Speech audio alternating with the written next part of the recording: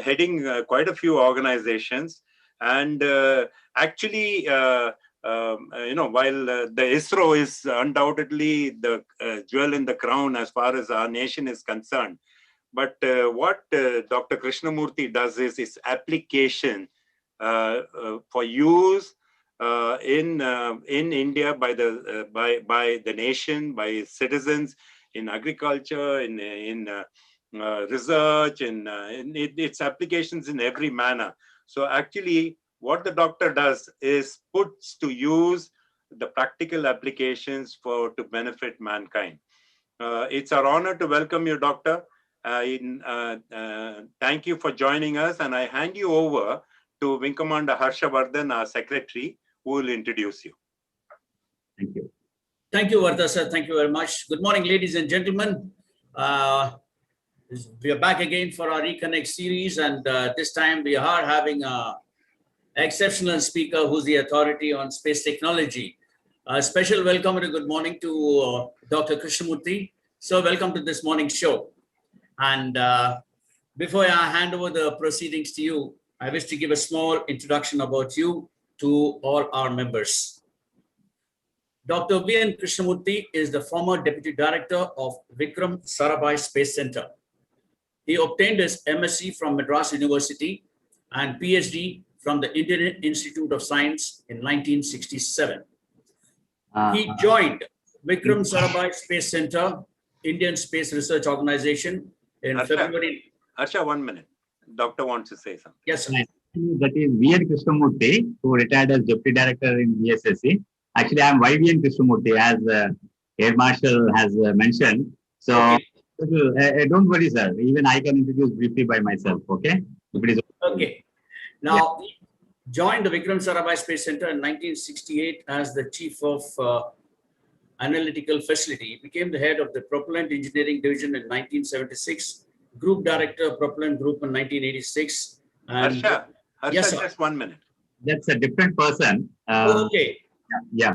Many times it happens because people get into YVN Krishnamurthy. Don't worry, sir. Okay. So if it is okay for you, I can just briefly tell who I am. Yeah. Yes, sir. Because I didn't get your bio in time, so I did it from the net, and there seems to be a clash of sites from where I've downloaded. I'm extremely sorry for that. And you may kindly start yourself by introducing yourself, sir. Yeah. Thank you, Wing Commander Harshavardhan. First of all, Air Marshal Vartman and Wing Commander Harshavardhan, and taking the association to a bigger height. And I'm introduced to you all by Wing Commander Ravi, who is brother of my classmate in school, in my schooling, Mr. Bhaskar. And that's how I got into introduction with your association. And I also could broadly hear, and I gone back in time in my first posting in Nagpur, where my campus is in just behind the Air Force Maintenance Command headquarters.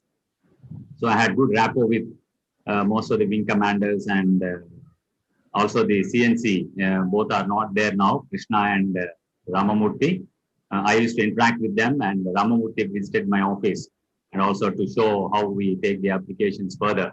So that is one of the initial stations. First of all, I would like to open my remarks with saluting all the servicemen who made a safe and secure system for our country and protection, so that people, scientists like us, we could work peacefully and then give whatever the results which we are giving, which I'm trying to present to you. And that's where it comes through. So starting from Nagpur, that's called a regional center, because before we launched our satellites, the country wanted to know how to do the digital image processing. Previously, it was all more of manual interpretations. So for 21 years, I lived there in Nagpur. Then subsequently, I moved to Bangalore. We have 5 regional centers in the country. So I was director of the 5 regional centers when Mr. Madhavan Nair was the chairman. And then subsequently, I moved to Hyderabad, NRSC, the National Remote Sensing Center, where all the satellite data is acquired and put through as a deputy director. Then I've been to Dehradun for 2 years stint. That is a Indian Institute of Remote Sensing, that basically on capacity building Institute. And also there's a UN center called STEEP for Asia Pacific region. So there are 4 or 5 areas in which we do operate, where a lot of servicemen also join those programs. It has right from small satellites to atmospheric sciences to navigation. So I was director of the UN Center too for 3 years. Then moved to Isro headquarters as scientific secretary, which has a role to play, important role to play between the administrators in the country, and also to brief the elected representatives whenever the chairman is could not be present, including the Prime Minister, who is the minister of our office. And also to liaison with all our ISRO centers to look into the goals and make the mission plan, vision plan for ISRO. That was my role.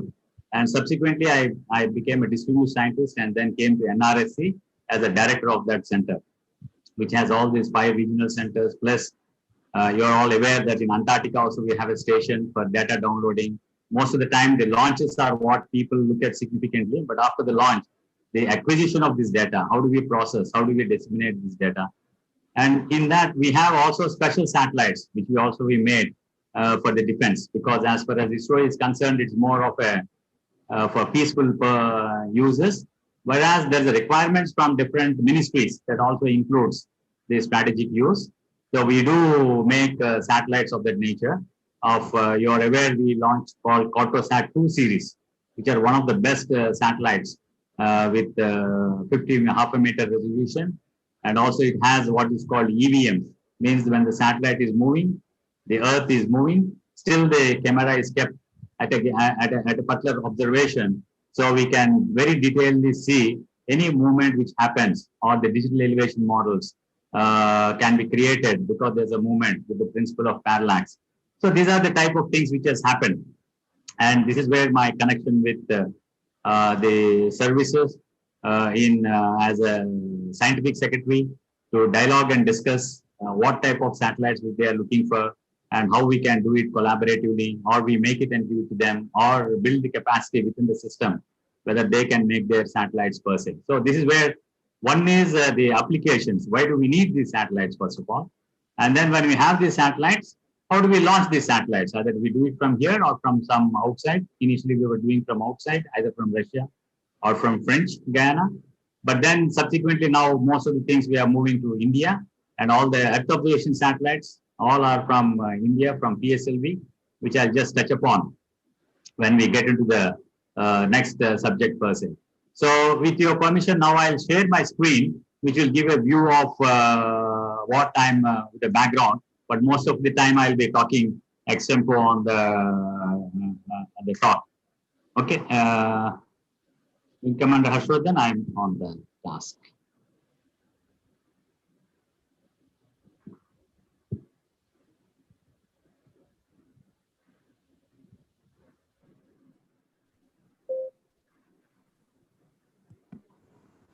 Yes, we can see your screen, sir. We can see your screen. Yes, sir. Yeah. So presently, I'm the Registrar and Senior Professor in University for Space Science and Technology. In fact, I retired from the active service in 2018. So the government has reappointed me for 5 years as a Senior Professor. This is an institute which is under Department of Space, Government of India at Trivandrum. So my coordinates now is in Thiruvananthapuram. And I'm also given the administrative this thing. But my main role is to how you're all aware, we have an institute called Caltech in US. Which supports both JPL as well as NASA. So how IIST will interact with all the ISRO centers in the new domains of research, and then or in the future research which will happen, and how we'll bring them at par or better than what the faculty and the students, because we have very bright undergrad students in aerospace, avionics, and engineering physics, which understands, and also faculty who are very learned, who are come from different parts of the world. They have worked and then they have joined here. And that is the role which has been given to me. So the previous ones is, even I was part of the Antarctic board for some time, and also director of NARL, that's National Atmospheric Research Laboratories.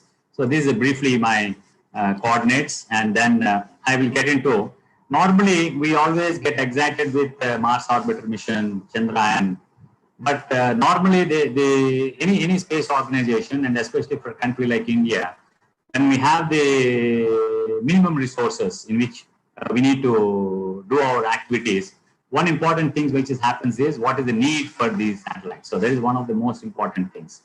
So we have major three areas. One is for Earth observations called IRS program, but the PCNNRMS is now changed into a new body, a standing committee. This used to be under the Planning Commission. Since Planning Commission is not there now, so under the Principal Scientific Advisor to the Prime Minister's office, there's a different standing committees have been formed, and that is what is taking care further. This has the secretaries from various ministries. It can be water resources, agriculture, or the earth sciences. So every ministry which looks into the use of satellite-based technologies. Satellite-based technologies, when we talk, it is not just Earth observation. It has a link with navigation. It also has a link with communication.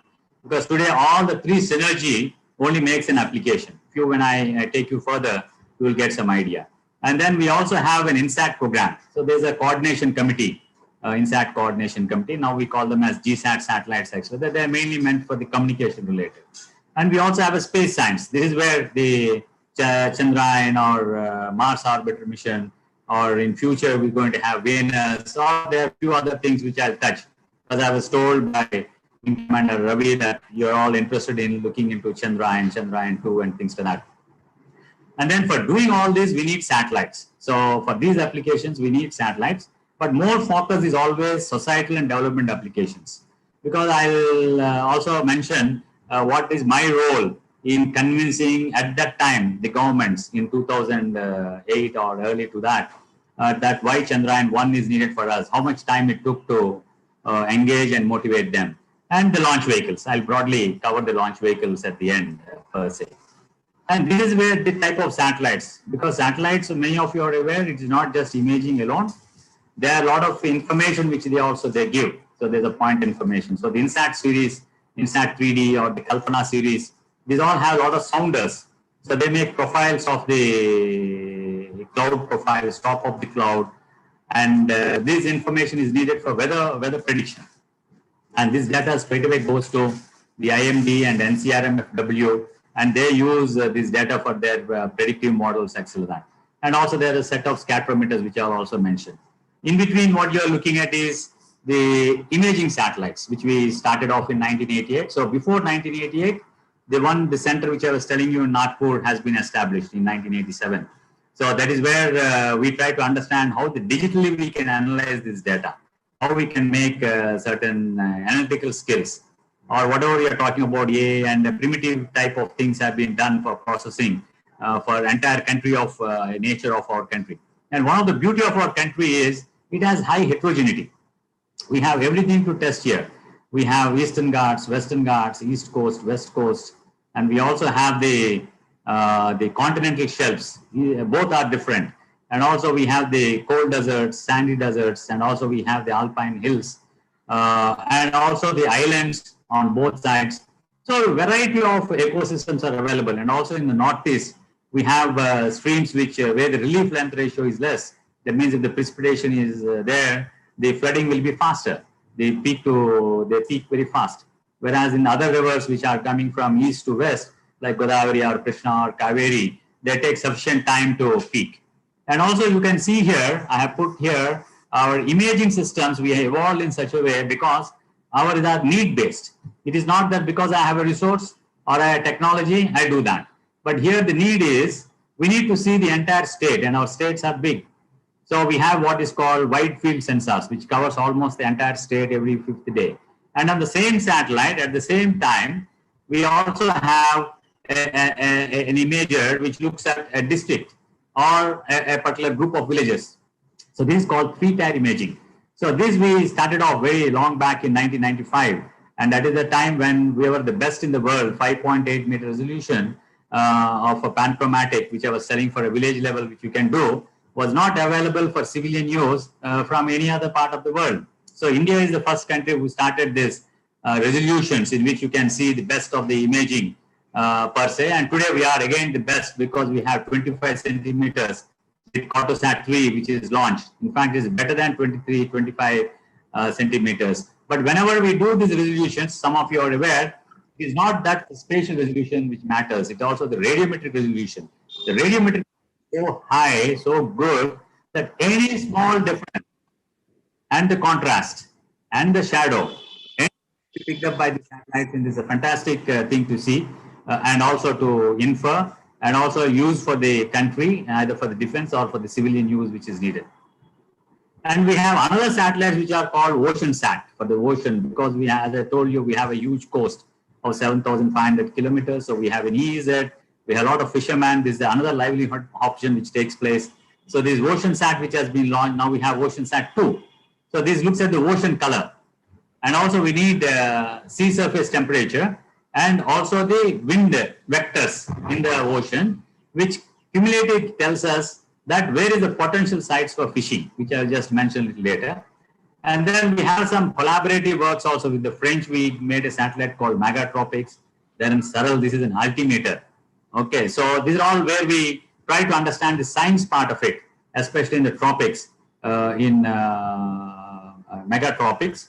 And also we had satellites called RISAT, both in C-band and X-band. Initially, we learned from other countries through collaboration, but we made our own. They're all radar imaging, all-weather capability, and today much more we are doing in these satellites. So we have satellites which are global, which are near real-time for near real-time applications, available in one basket from one institution.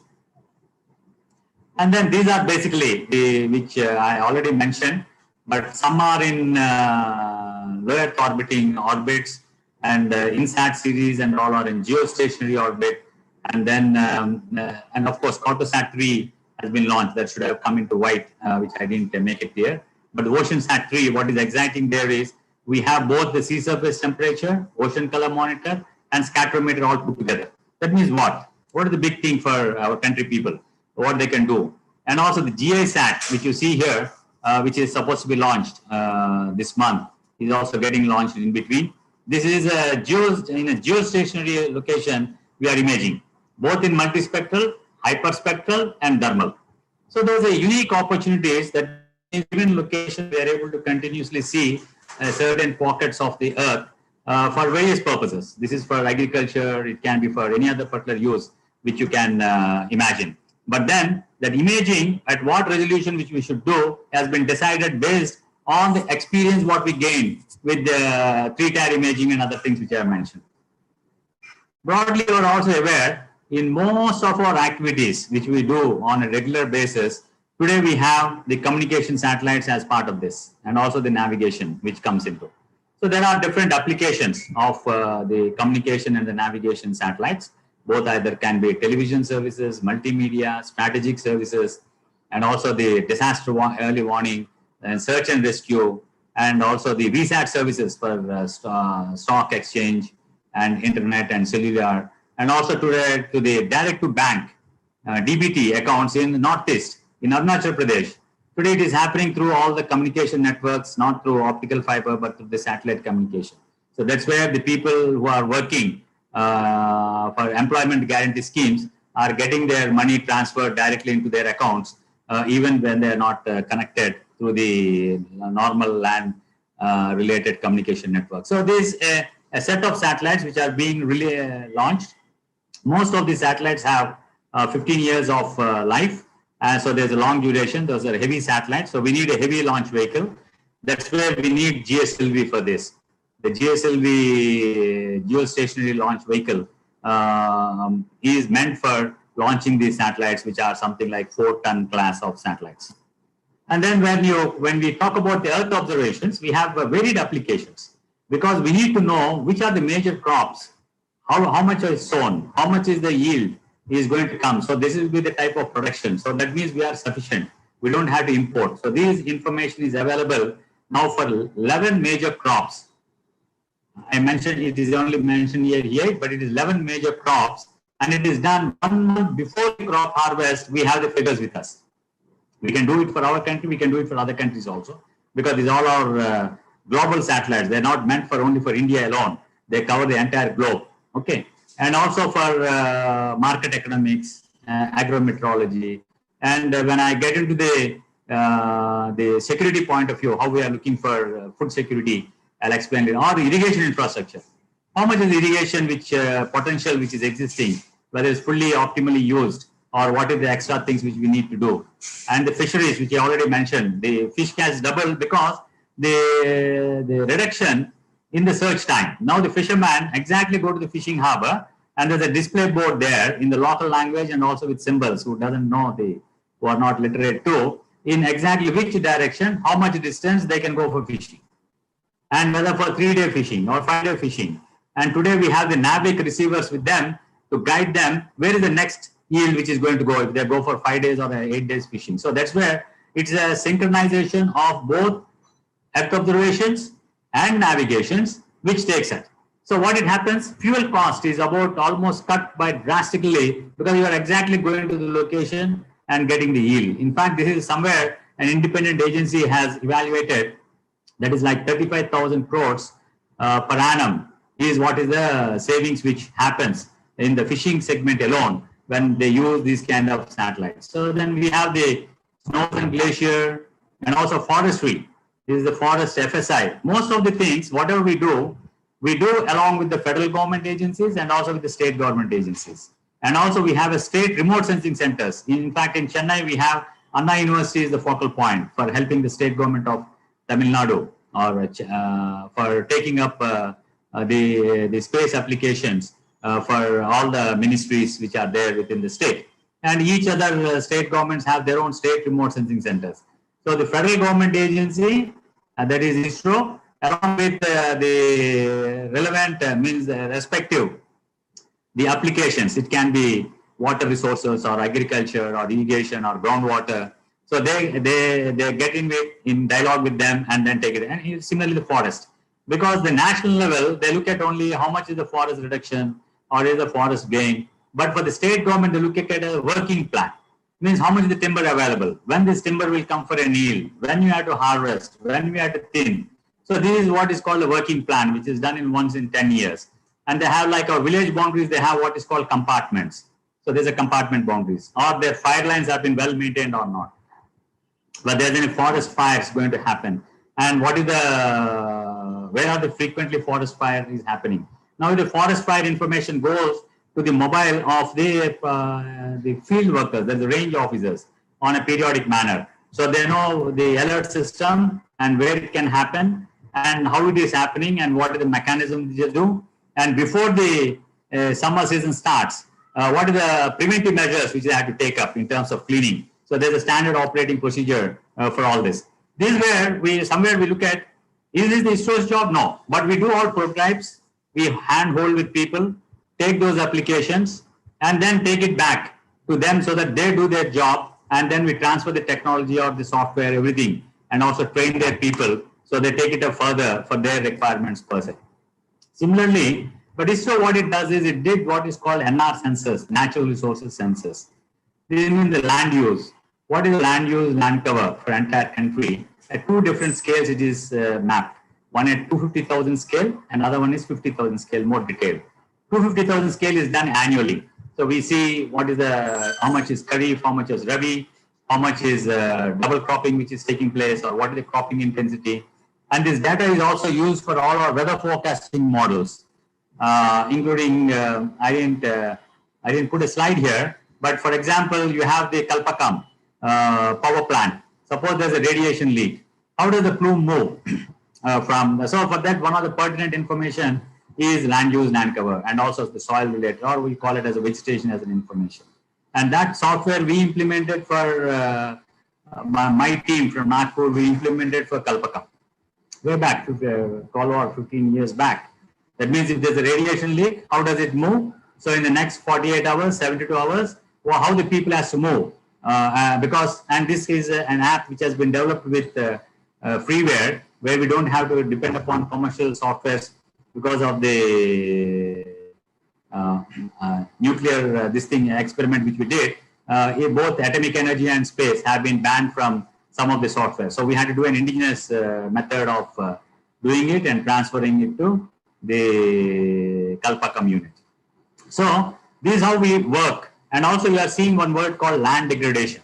That means how the land is getting degraded because of properly not conserving with the vegetation. So it can be sheet erosion, it can be gully erosion, it can be rill erosion, or and also geomorphology. Geomorphology is a subject which is my specialization basically, and this is where we'll try to understand how the Earth's surface has morphed, because it has a parent material, it has a certain inherent strength, but by the type of weathering which takes place, we can also find out what is underneath, what is the type of minerals which are there, or the groundwater which is there. All these things is part of it. So the geomorphology also has been mapped. This is with GSI, Geological Survey of India. So each one has been done with one of the ministries, and then that asset has been transferred.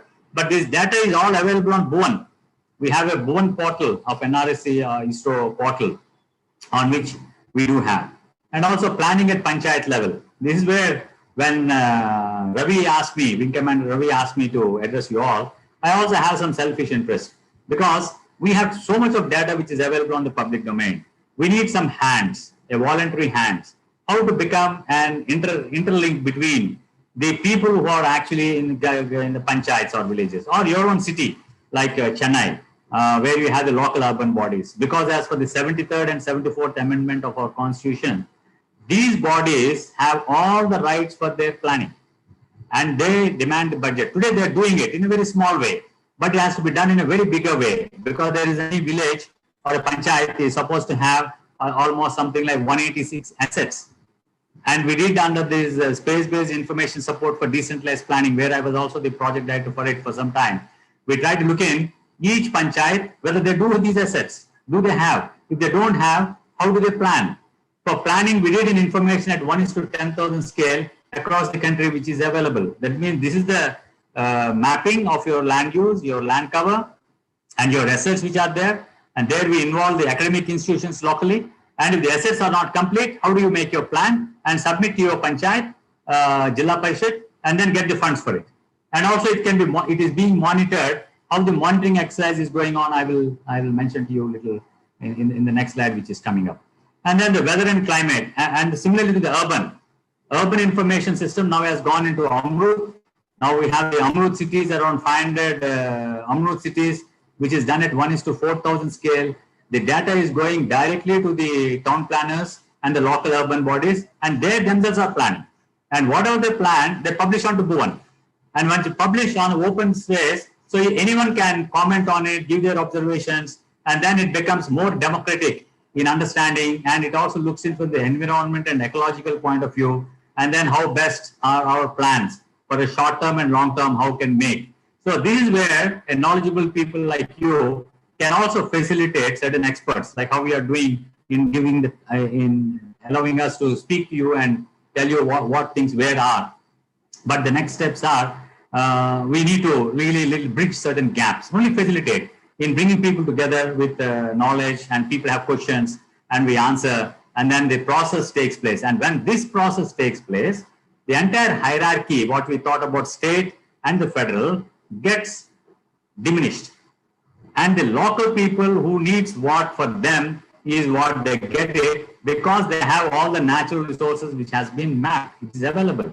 And certain actions what we are doing, and how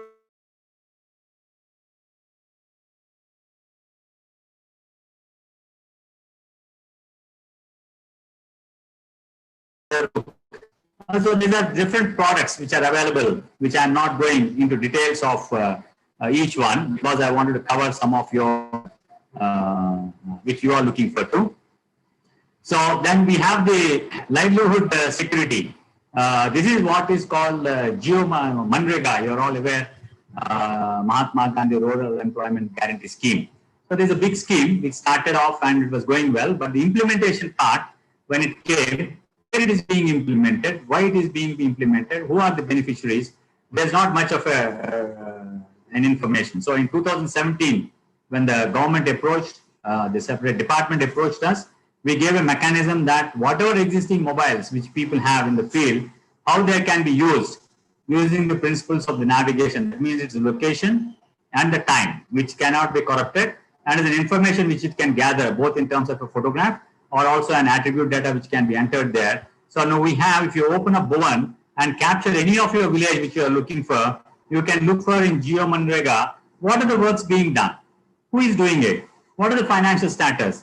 And then we brought silently a link called, it is for water and soil conservation. Whatever the people work, so a synergy from another scheme called Watershed Development or the soil and water conservation, we brought a synergy with the discussing with the ministries, how it can be efficiently be used for bringing in soil and water conservation, especially for a country within the tropical region. This is one of the most important things where we have to keep conserving. See, our most principle of our country is you have to conserve, then conserve, and then preserve, conserve. This is the cycle in which we have to go. While developing, we need to keep conserving certain things which is needed. And you are aware, this was a 40,000 crore project before the pandemic has come.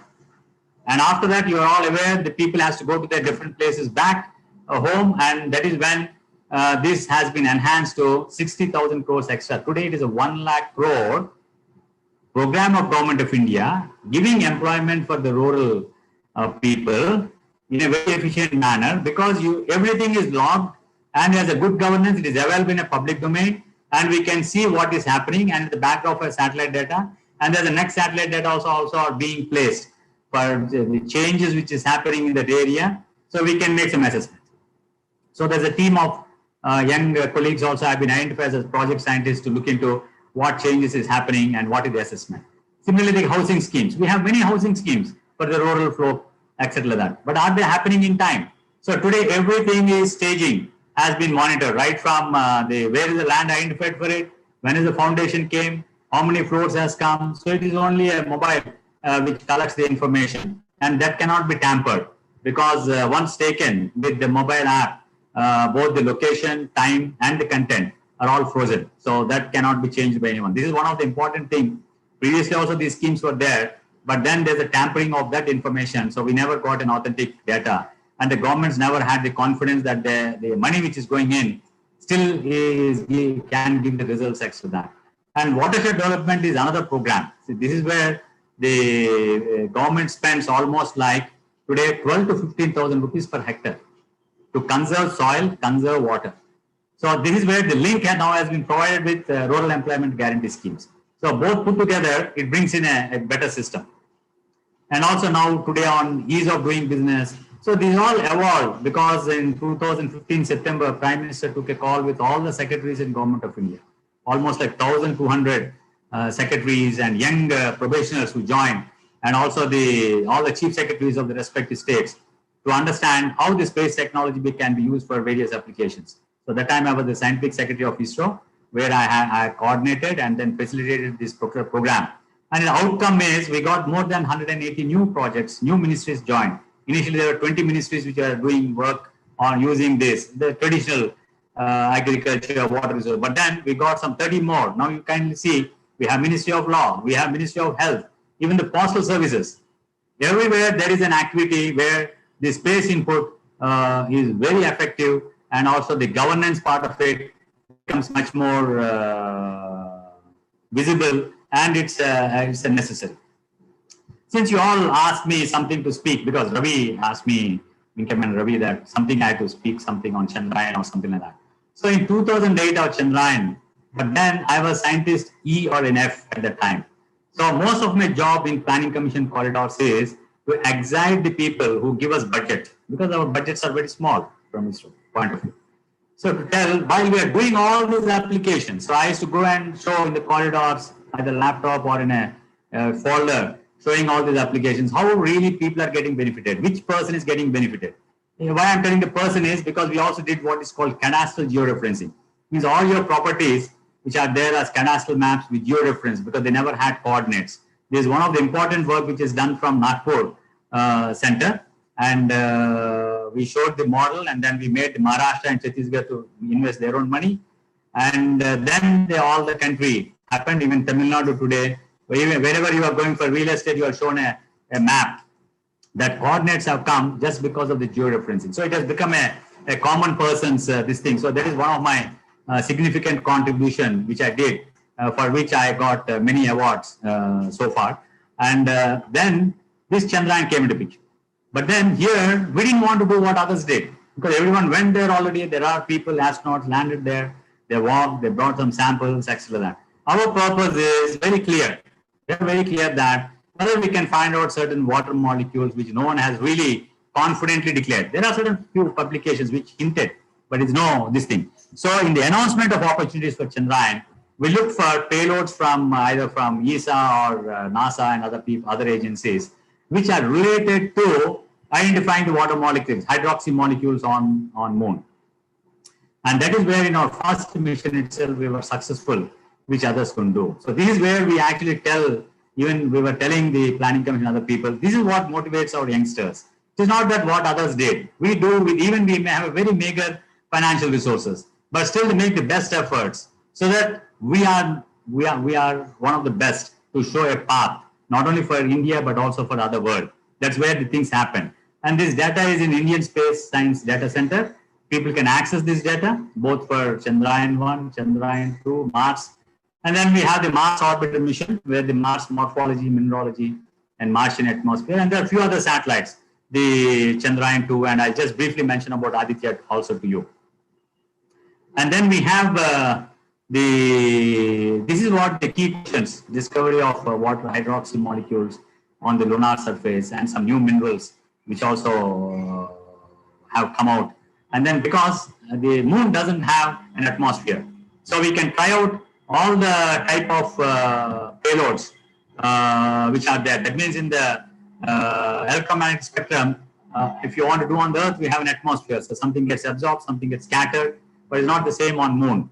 And also we use the microwave, and also we use cameras, what we did it on Earth for doing on 3D, that's Cartosat-1, where we have the stereo imaging of our entire country and also the globe.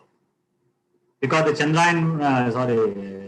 Cartosat-1, which was having a life of 3 years, has gone up to 10 years. It did a fantastic service and one of the best in the world.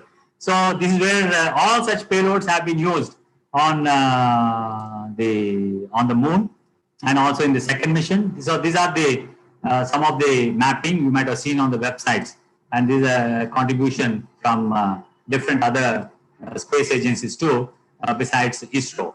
And then we have you are interested to see some of these because we have the 3D imaging. We also have what is called buried lava tubes. So this is where analogy which is there, Hawaiian lava tubes. So these will be ideal places if you want to make a habitation on Moon. So these all have been systematically mapped, which are available. And we have the Chandrayaan-2. Unfortunately, we couldn't have our lander, which could not do, and the rover, which is supposed to do some job. Or else it is giving excellent images, which I'll show you. These are the Chandrayaan-2 images. And they have given much more better resolutions, and also the 3D imaging and the photos which are happening, or the whatever I told about the future habitability in a given area. And you can also see there are a lot of boulders here. You can see the small boulders here. So these are all what we call as either moonquakes or gravity triggered movements, how they are moving. So once you are imaging, we can also see if the movement is in a particular direction, what could be the intensity which has happened. And this is the best of the resolution, 25 centimeters. And NASA is only providing 2.5 meters. So we have one of the best spatial resolution images of the Moon from Chandrayaan-2. And also we have a hyperspectral payloads, which also gives not only crater, but also inside the crater, the variations which are there. This is where the mineralogy comes to the picture. And also the certain things like how the condensed gases like argon and all, at what time they get exposed, and how do we figure it out. So there's a good amount of research which is happening from the Chandrayaan-2 payloads, not only understanding the hydroxy molecules, but also the morphology of that, and how the different gases which are behaving, and then how best we can understand, because we have a hyperspectral remote sensing which we are doing on the lunar surface per se. And these are the Mars orbiter mission. We have excellent data because whatever was supposed to for 6 months, it worked beyond. But here, what the other space agencies note, the strengths of Isro. Even for Aldrin, I could speak to him in Jerusalem, and he feels that without the support of India and Isro, the habitation on Mars is very difficult because we are to give them, the world, a cost-effective solutions, out-of-the-box solutions for that. Because the Mars orbiter mission is not just we think that in a particular cost everyone put through. You kindly look at, we went to Mars by orbiting our Earth in an elliptical orbit and then going into it. That means we crossed the Van Allen belt 7 times. All other countries have a bigger launchers, in one stroke they go. So they're exposed, all their components are exposed once, but we took the risk of 7 times. But still our components are best. And we didn't get into redundancy mode. And our first primary payloads itself are working fantastically. See, that is the strength of Isro. It is not just launching or giving certain information, but the components used, the satellite, housekeeping of that, how good control we do have, that makes a lot of difference. And that is what the world looks at us, thinking that this is something different, which normally we miss. So we have, and then this is of course the one which is extends the spectacular wind streaks. Harshvardhan, I was told for an hour. Is it okay, or should I? You came out to the hour 45 minutes. Yeah. Please continue, sir. Please continue. Very interesting talk. Please continue. So these are the spectacular wind streaks you can see, or the morphology of the Mars, and including the Phobos. That is only 25 kilometers. That moon of one of the moons of Mars could also be imaged. And then we have another satellite called exciting satellite called Astrosat. How many of you are got into this? This is first time a different multi-wavelength space observatory. And this is done by all our space science institutes like IAA, Institute of Astrophysics, IUCA, TIFR. So there are a lot of academic and other institutions made the payloads with the support of Isro. And this has been launched. And today they use the satellite. We don't use the satellite. They schedule the satellite for observing many things. And it is the first of its kind where very important inputs are coming. In fact, this is done by one of my professors in my university. A new population of these things have been in a globular cluster could be identified because we have both ultraviolet and also the X-rays in which we work in. Similarly, you're all aware, everyone is looking for Aditya L1. So what is L1 is, this is the Lagrangian point L1. That is where we have a visibility both on the sun and the earth from the satellite location which is placed. And then no one has continuously observed the sun's corona and gave the inputs. So this will be first of its kind. And when we announced L1, the US NASA told immediately, why not L5? We'll come with you. But we stick to our L1 and we are going ahead with this. And this has very good inputs, which will, this is how the L1 location will be somewhere here. This is the sun and this is the earth. And these are the other locations. The NASA suggested L5, but at the time the Professor Yarrow and the committee, they suggested we'll go for it. And this is one of the best locations where it's almost like 1.5 million kilometers from the earth. This location will be. And it will be continuously looking at the changes which is happening. A set of instruments have been placed. And what set of instruments, how it will come? That's where I was telling you, there's a separate committee which looks in, calls all these experts, and then looks for what is the present and future. And then we are all looking for exoworlds. What is happening in the exoplanets beyond our constellations which are there? And then there's a big collaboration of activity which had to start. This is not still approved. But we are looking beyond the present. These are long-term visions of, and this will be in L2 orbit. And in exoplanets, especially, we can, more than 500 plus population of exoplanets can be studied. So this will be an exciting opportunity for all our young boys and girls to look for future, how we can get into it. And what we do in IAST is, even we are making a small CubeSats. You have a Hubble telescope. We can emulate a Hubble telescope with modular self-assembly modular mirrors.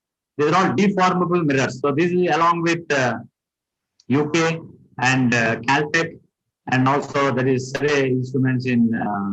So this is a collaborative project which we are doing, and all this can be dismantled. I mean, this all comes, gets stopped, and becomes big. You because something goes wrong, you remove it and then put it through.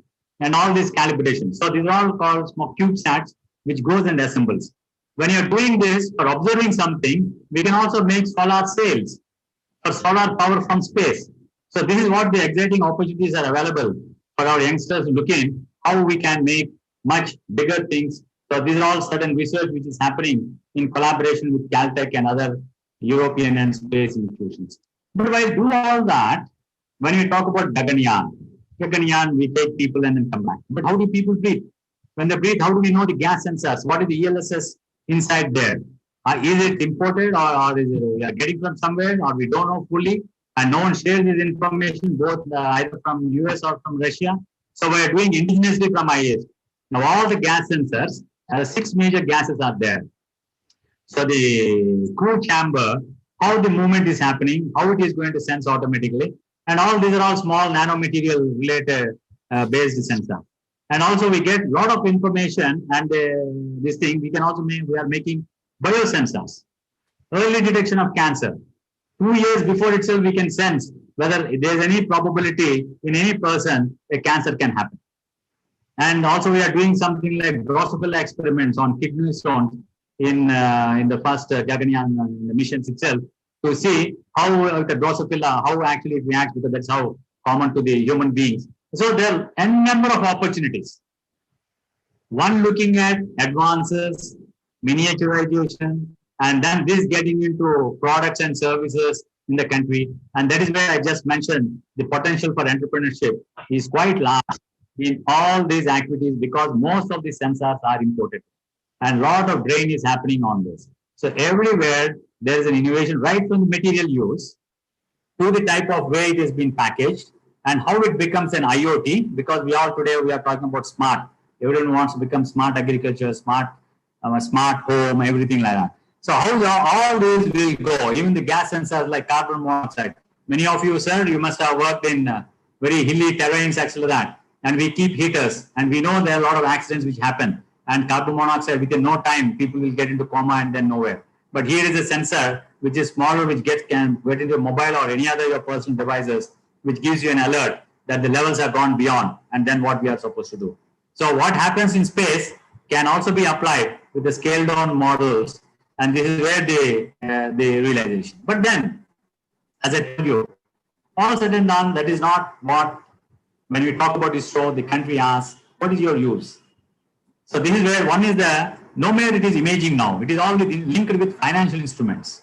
ISRO's products and services are all linked with financial instruments. It is called either taxation or insurance, how much water you are using, how much you are being taxed. What is the insurance you can make and what are the levels of insurance? It can be at initially fixing the premium or if the damage happens, where it happens. And also the second green revolution in the Eastern India, because in the Eastern India, all the 5-6 states has what is called after the kharif crop, there's a moisture which is left as fallows. In that fallows, we can make the pulses and also the oil seeds. And this is only just a 2 days job because all data, as I told you, the land use, land cover is published on Bowen. Take the data, analyze and tell which is the places which is the potential exists and where it is possible also. See, one is potential exists, but is it suitable? Transportation is there. Suppose you are going for a horticulture, etc. So how do you put in? And then what is the cost I just mentioned there to get a few. But the other part, what happened is very next year, the cost of the pulses dropped.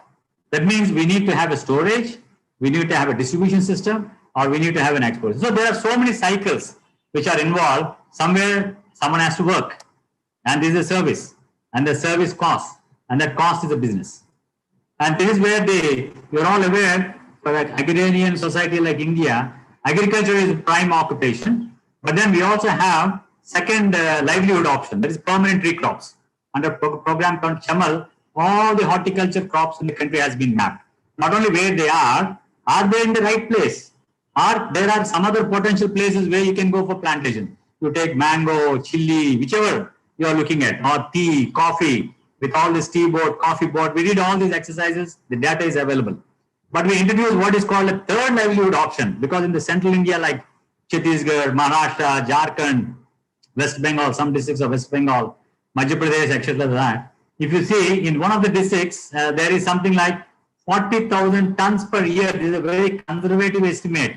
And you can see all these water bodies here. And every 15 days, the data is updated in Isro. That means what is spread of the water bodies. So there are medium tanks, village tanks, etc. That. But then here, the water bodies are small.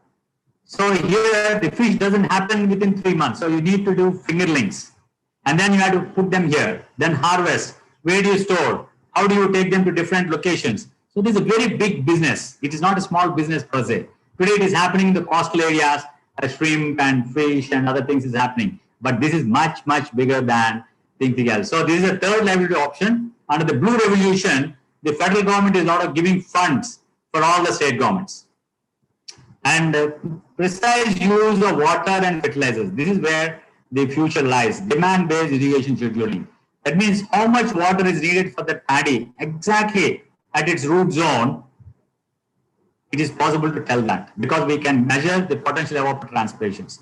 With the GISAT satellite, it becomes more precise in that location. So the variable use of fertilizer, soil, that is where the soil health cards. And also when we talk about soil, it's not a fertilizer, not NPK. It is micronutrient blends. And it is different for different crops. It's different for pomegranate, it is different for mango, it is different from orange. How these things reach and to what extent we use. And when it comes to saturation, we find this in the leaf, and in the hyperspectral remote sensing, we can detect this. So that's where the hyperspectral remote sensing becomes more admissible. But while doing all that, we are under a framework. So we have a COP21, everything like that. We are signatories for so.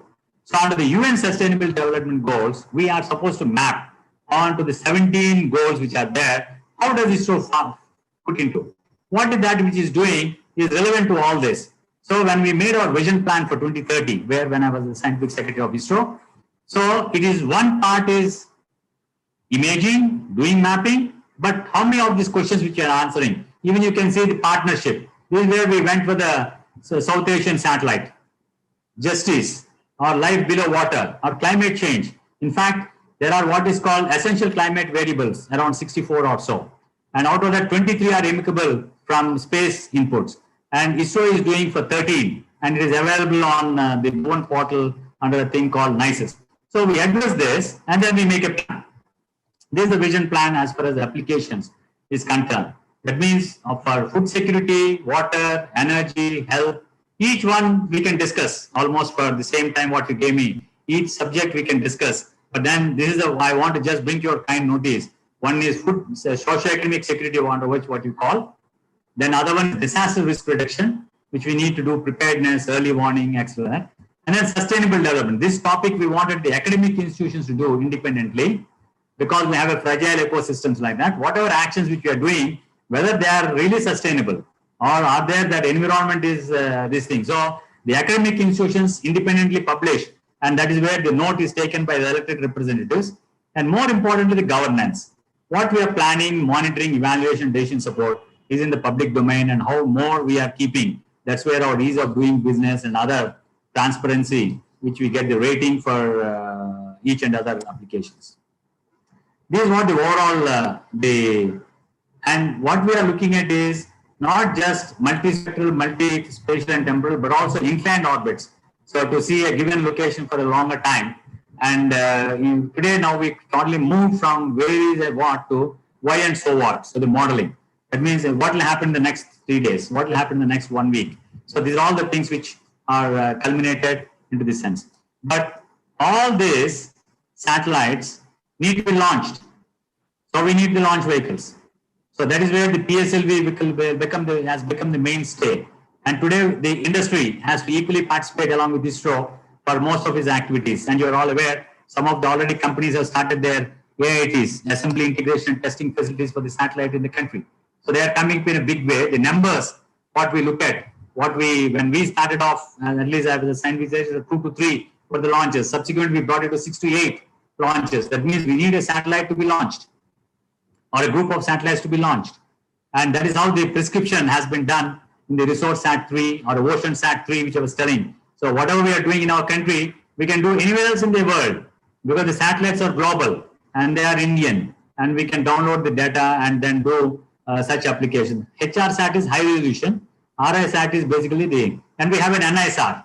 We are doing a collaborative launch with NASA that is in L and S band. So the larger the wavelength, more the penetration. This is where we need unfurlable antennas, a large size. And also for the communication, you are all aware, inside GSAT 6, which has a 6-meter unfurlable antenna, which has given us a small devices for the communication, both for strategic use and for other uses. In terms of strategic, when I talk about, it's also the disaster-related applications which look for. So and also in between we had the small satellite launch vehicle. That is what has come. That is totally solid propellant. And then for the launch vehicle today, what we have a 4-ton launcher. We need to go quickly to almost like 16-ton launcher. That means the payload is 16 ton. The entire launch vehicle will be something like 40 to 41 tons. To do that, we need clustered engines. To have the clustered engines, we need to get into semi-cryogenic. So the areas now from cryogenic, people are working on semi-cryogenic engines and getting to this clustered and modular approach, where we can take, if you want to do a human space program and make a space station, we need such launchers for taking material into the space to do. And that is where, so the entire program of ISRO today is applications. For that application, we need a space infrastructure, there is the satellites. And for placing those satellites, we need the launch vehicles. Then we got in between our human space program. These are launches we begin to take, but they're the type of propellants which has to be used for station keeping. One of the important points which I request all of you all to note is our station keep is fantastic. Every satellite which has a life of only 3 years, gone to 10 years, and beyond that, they did a fantastic job. So our station keeping activity of all these satellites, both from ISTRAC and MCF in Hassan, they do a fantastic job for that. So, but all the more important is, many times people ask a question, why you want to go to Mars? Why you want to habitate there? Why are we don't have anything here? And many of the elected representatives ask me in most of the parliament standing committees which I faced, both as director NRSC and scientific secretary. So, but I always told them that you have enough in our country for whatever we want, but not for our greed. Even today I vote for it. And I know the resources personally because the entire country I have traversed under various applications. And I know the strengths and this thing. And of course for Chennai also I tell, everyone looks at flood forecasting model for Chennai. Okay, you forecast flood will come, then you'll try to respond. But why don't you look at where is the cause? If you see to the west of Chennai, you have huge water bodies, but they're not properly maintained. If you maintain those water bodies, this desilting of those things and where the silt material has to come, the drains which are there, so the impedance of the flow reduces, so the peak to time reduces, so then the infiltration increases, then the groundwater levels increases, and then the floods reduces. This is where we need to focus. Some of the states started doing it, like Telangana and other places for different other approaches per se. But then while getting excited, what I look at personally from my view is whatever step we do, because our country is one where we don't have that much of money. Of course, we can debate on that. The money may be somewhere else, but for the use for the public is not much. So whatever we are doing, whether they're really useful for the people who need it, who doesn't have 3 meals a day. Even that also we debate. We also debate on below poverty line, we debate. But then finally the most heartening is we do have all technologies, we do have all resources, but somewhere we are failing in few of the places. Whether we can together do, and I expect that AFOA Chennai chapter, where you have a lot of youngsters too, whether we can chip in and do some kind of an activity where I am available to help you out in certain things. Thank you, sir, for your kind attention, and thanks for the time given to me to share some of my thoughts and ideas. And because initially my dream was to become a serviceman, but because early stage at third standard itself, I found my power is -3, so I cannot fit into the services. But anyway, I came back in a different role, and maybe I'm helping the services, and I'm associated with most of you at different parts of the country in wherever it was possible. It's a great opportunity. Thank you once again to see you all and share some of my views. Thank you, sir. Thank you very much. May I kindly request you to stop the share screen, sir, so that we have everybody on view. Well, Dr. Krishna Murthy, sir, it's been a fantastic talk. It's been really, I mean, you've given us phenomenal information on the immense use that the knowledge gained by the use of space technology can be put to use for the development of the nation. And you also mentioned that you would like to the Veterans Association, Armed Forces Veterans Association, to be associated with you. And I'm sure I have the permission of the president and all members to say that, yes, whenever you want, we are available. In whatever way we can help you, we are there. Okay. So once again, thank you for this great talk, sir. And we have a lot of questions for you, a lot of questions which have already come to me from the chat box of the YouTube, from our own members. And I have lots of questions for you. So with your permission, I will start the question and answer session. Well, sir, you said that, that the knowledge gained by the use of the space technology can be put to use for agriculture, for fishing, etc. Now, whatever, my question to you is, how does this information reach the people at the grassroots level? Let's say there is a fisherman in Kerala, there's a fisherman in West Bengal. How does this information reach them in their local language? Do you have any special apps developed for this? And have you seen the real benefit being derived by them from this? Yeah. This is where I was telling you that most of these things, when we do a satellite and a prototype, this is done with the ministry. So these are the Ministry of Earth Sciences. There's an institute called INCOIS, which is in Hyderabad. So they do the process the data and they disseminate the data, and they ensure if you go to any of the fishing harbors, you will see a screen there, a digital display screen, which gives the inputs on in the local language. Daily it is updated, except for a few months when there is a egg laying time. So there is not the time for fishing. Or else on all those days, this information is made public on it. And also there are apps today because of the NAVIC. A device has been given to each of the fishermen, and especially the Chennai, Tamil Nadu region fishermen also got this. And there they get the information on that day, which is the location and what is the distance and direction. These are the two things only they need. And also the safety. How the sea state is there. So this is the third one. And suddenly something is changing in between. That also is an alert for their own safety. These are 4 or 5 information. This is a continuous mechanism, an operational mechanism, which has been demonstrated not demonstrated, it's an operational activity, but demonstrated to many other nations for our activity. There is an agency called INCOIS, which does it. And the assessment which I told you is, this is also a 5 or 6 years back assessment. Today, again, they have to do a fresh assessment. The savings are something like 35,000 crores per annum. Just by saving fuel and time. There is an academic analysis which has been done. Right, sir. So some sort of a formal training is also given to these people on yes. the use. INCOIS conducts a lot of field meetings along with the local state fisheries department. They conduct these programs, how to infer this information, and also they take feedback. There's a feedback on how much catch is there, or sometimes if there's no catch, why so? Because we had to go back and see whether the algorithms we need to improve. Because always the algorithms keeps improving. And then we had to reprocess all the data. And in the Oceansat 3 is going to have more number of payloads. Payloads means more number of sensors. So it become more precise. And we are now only looking for India, but all our youngsters can do this as an opportunity for business. Learn from here, do in US, do in Europe. And it's very competitive.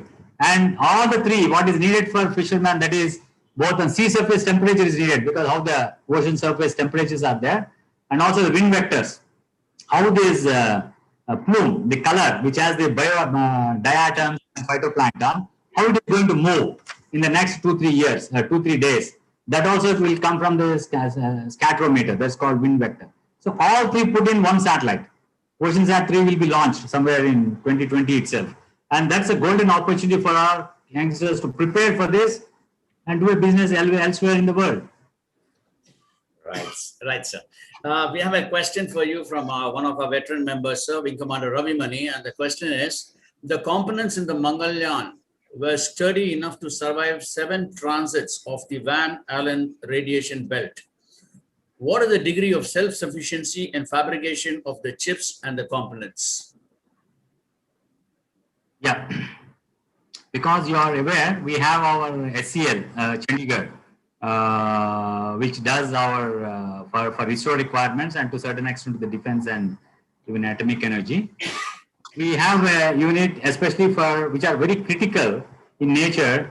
We do it in these facilities, including the chips which is needed for even the Vikas engine.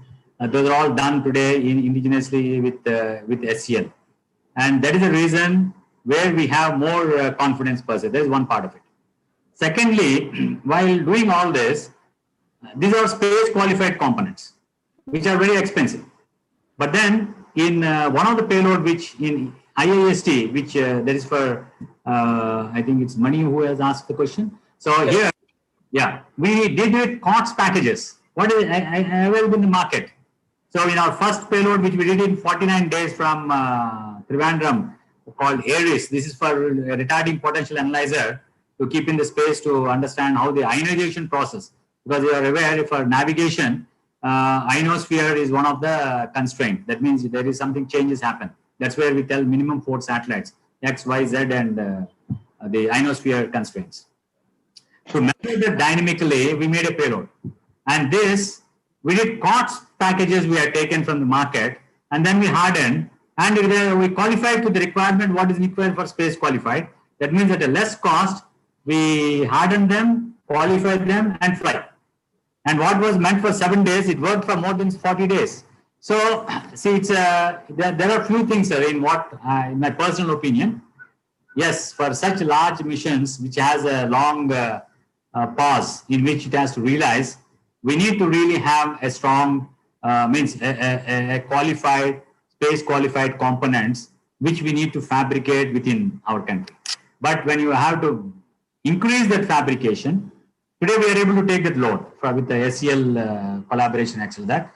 But many more which are not critical like Mangalyaan, we are getting from somewhere else. That also we need to indigenize. And that is a very critical requirement today in the country. One point what you told is right. But there are critical missions which we don't depend upon others. We make it our own. And Right. what procuring also, we have a plan how to indigenize within the next 2 years, 3 years, how it has to be done, because this can become a critical item in future when we are competing in business globally. Right, right. Sir, the next question for you is from one of our viewers on the YouTube.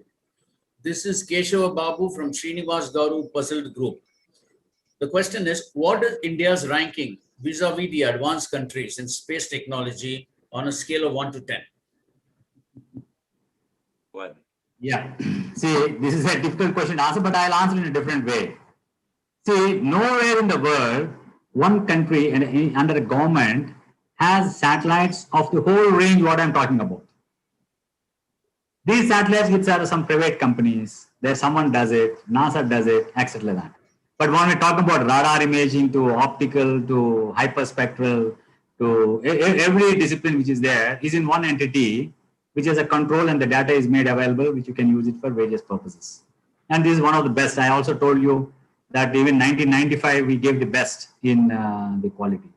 Today, the data of Isro is staying at exchange. Suppose now the US exchanges data on a regular basis with Indian satellite data. That means they give their Landsat data and we give our resource sat data exchange. So everyone evaluates our data sets. Secondly, there's a crunch of the scatometer data which is needed for weather forecasting. A few satellites globally didn't work as they should have. Then we launched one exclusive SCAT-SAT data and we made this data available to others. So they evaluate our data very well. So as far as the data is concerned, or the techniques in which we acquire the data, that means making the satellites or payloads more efficiently, I don't think we are anywhere less. We compete. That's where Aldrin has to make a mention in International Astronautic Federation in Jerusalem that if we had to really make a habitation on Mars without Isro, please understand this word, we cannot do that. Because it should be efficient. You should be thinking out of the box. And many a time we have so many things. Of late, we have interactions with the Danish Space Agency. They also contribute many things. There's a corporation, there's a private entity for our space station. Even the kits for their exercise or daily routine, they do a lot. But there are a lot of things on what data comes out of it, how do you analyze, how do you improve the algorithm, how do you make them autonomous. There are so many areas. India is competing, can contribute. This is where our scale goes up. But then unfortunately what we don't have is resources, financial resources. So, but then whatever the resources is available, the best could be done. So if you ask me personally, we are second to none. Okay, this is what I can tell. Because we can tell which person, I can tell across the country, individual persons by name, how many people, individuals got benefited by our technology. Nowhere in the world people can tell this. They can tell a corporate world did or some industry got help or something like that. But I can tell how many farmers, how many landless laborer, how many small marginal farmers got the benefit of our program, very confident, including the fishermen. So this is where the strength lies in our country. So there's a difference between the programs of other countries versus the space programs of our country, because ours look from the need base, we rose up.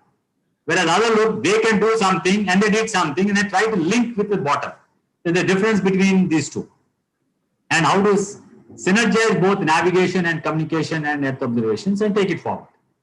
But what I learned during this pandemic time is, it is not just we alone as groups. There are so many other people facilitated, helped the system. It's not just government alone. That means we have some hidden strength somewhere. That is a strength we have to draw to take this technology to all in a much more efficient manner. It is happening, but much more has to happen. Great, sir. I really like your words. We are second to none. And the next question for you is from our member, Sir Colonel Krishna Swamy. The question is, do the countries who launched the satellite with ISRO assistance have an agreement to share the data and information with ISRO? Not necessarily, because the agreements are very clear in terms of, we launched that 104 satellites. They have their own imaging. Every day they want to image the globe. So they have their own rights. If I want to buy that data, I buy. But there are certain areas where we have some understanding much earlier itself. That is, if we are launching this much of data which I need, we can negotiate always. That's where if we need it. If we don't need it, it's okay, fine. But if they want some of us to validate their data, we can do that. And also the navigation, when we talk about, we also validate some of the GLOSNOS and the other things, keeping certain remote stations here, the signal strengths which are there. So these are all, one is a launch, is a totally commercial activity. But within that, some of the data, if we need, we negotiate and then get it. But then sometimes because our data is good, for example, that Planet Labs, we assess with our own satellite data which is there. And we showed what is the strengths what we have and what are the strengths they do have. And what is the weaknesses which it has, and being together, how it can become a bigger business proposal. So either before launch or after launch, we have dialogue and discussion in information sharing, and we may get concessions in launching, including we also have on OceanSat we have launched certain navigation and communication type of a thing with Argos, that is with the French country. We negotiated. So they give a service to us free to our countrymen. When they operate, we get a free service per Indian subcontinent. So there are of that nature also. Yeah. Right. So now I have a question for you. I mean, we talked about launching of the space vehicles and all that. And always they talk about a specific launch window. Is there any special criteria that are looked into before deciding on what should be the launch window? And sometimes we've had occasions where the launches did not take place, and so they had to wait for another launch window, let's say after a couple of weeks. So what actually goes into selecting of a launch window? There are 2-3 things. One is if it is not interplanetary. If it is interplanetary means, or to moon or any other planets, people look at what are the distances in which they are. What will be the shortest distance at that time? So you will use less fuel and reach that location. That's one part of it.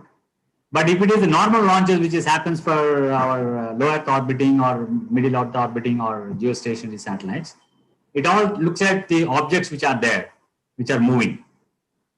So we also have a MOTR, that multi-object tracking thing. And also there are softwares there are agencies which gives that. So is there any small debris which are moving around, and what can be the hindrances? That's the one part. And the third is the weather situation on land. So it all depends upon the modeling which tells for a particular specific launch, because some of the specific launches are for inclined orbits, or they have a definitive time in which because if it is an Earth operation satellite, you have to keep them in the morning, or anytime all-weather capability, it doesn't really fix the launches. And there are certain launches which comes from international agencies. There, exactly for their country, when I launch, what is the location in which we are going to place, and how aptly we are going to place, so that they don't have to spend energy. Most of the time, if you are aware, the chairman Isro addresses that we are very precise. As a textbook example, went very close. So what is happening to him is he is using less energy to put his satellite into the exact orbit what he is intended to do, because he almost got near. So the life of the satellite will increase. Okay, right. This is a question asked to me by our congressman of US, because one is we all get excited 104 satellites, but previously the dual use technology, what we had a problem, because though it is a little not directly connected to it, but there is an answer for in this also, that any components used from US by a foreign satellite owner cannot be launched by India. So we had to get the congressman, and one of the congressmen asked, does the people come to you because you're cheap? This is the question. I said, no, we are cost effective, because I put him in a precise location where he doesn't have to use fuel much. So his 5-year satellite is going to work for more than 10 years. That's where they come to me. I'm not cheap. So this is where the world looks at us from a different angle, as if we are a cheap labor or something like that. No, we are a different kind of guys. Maybe for reasons we are now struggling and we are coming up, and we have much better everywhere. We have proved in our services also, we proved that we are one of the best in the world, and people take our services everywhere. And this is how it actually works. Right. Yeah. There's a question for you from our member, sir, Mrs. Pramila Rajan. The question is that does ISRO have a defense operations wing to specifically tap into incursions on our borders, terrorist infiltration, etc.? Yeah. Basically, ISRO is for peaceful purposes. So that is underlined. So we normally don't do anything of that, but if there are different requirements from the defense, what we call under the scheme called FSBS. So they define the satellites, what they need, and we make the satellites for them. Today, there are a set of satellites which are operating both in optical and microwave. That is X-band SAR, synthetic aperture radar.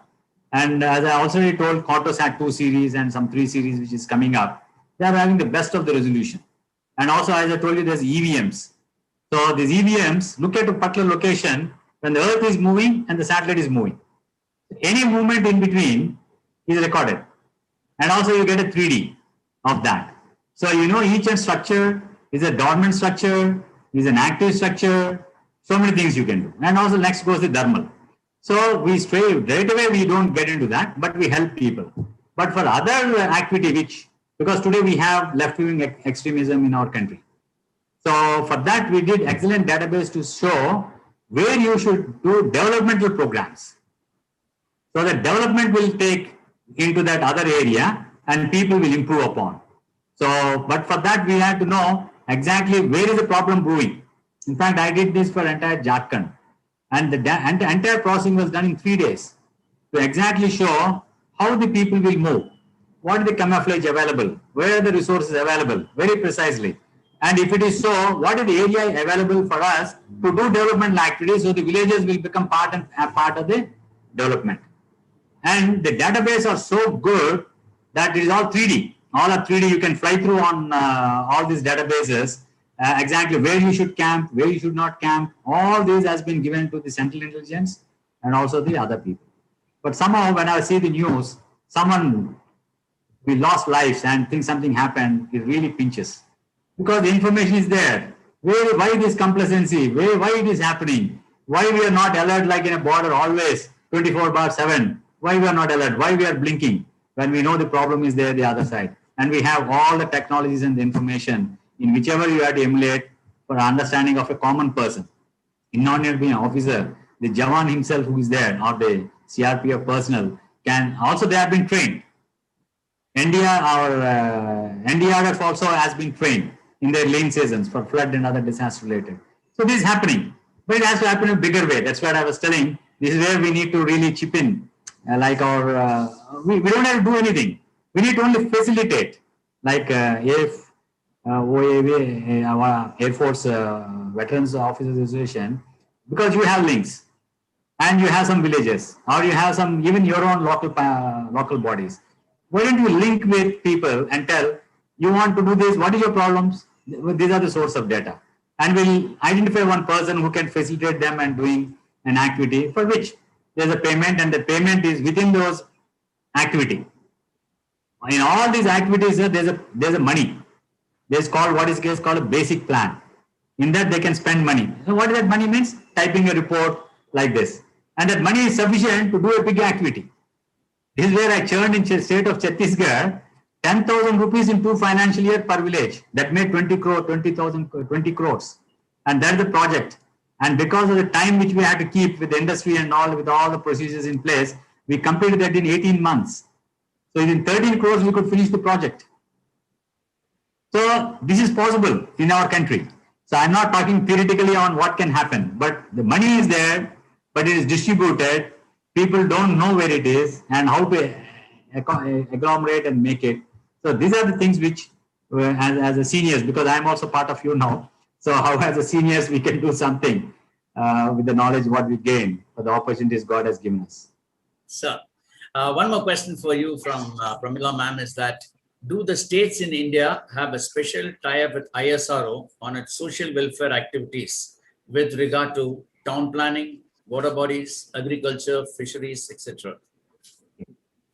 Yes, madam. This is where, madam, I told, actually, all we have under the program, we have state remote sensing centers. And also we have a very good link with not only the state remote sensing centers, to them with all the ministries.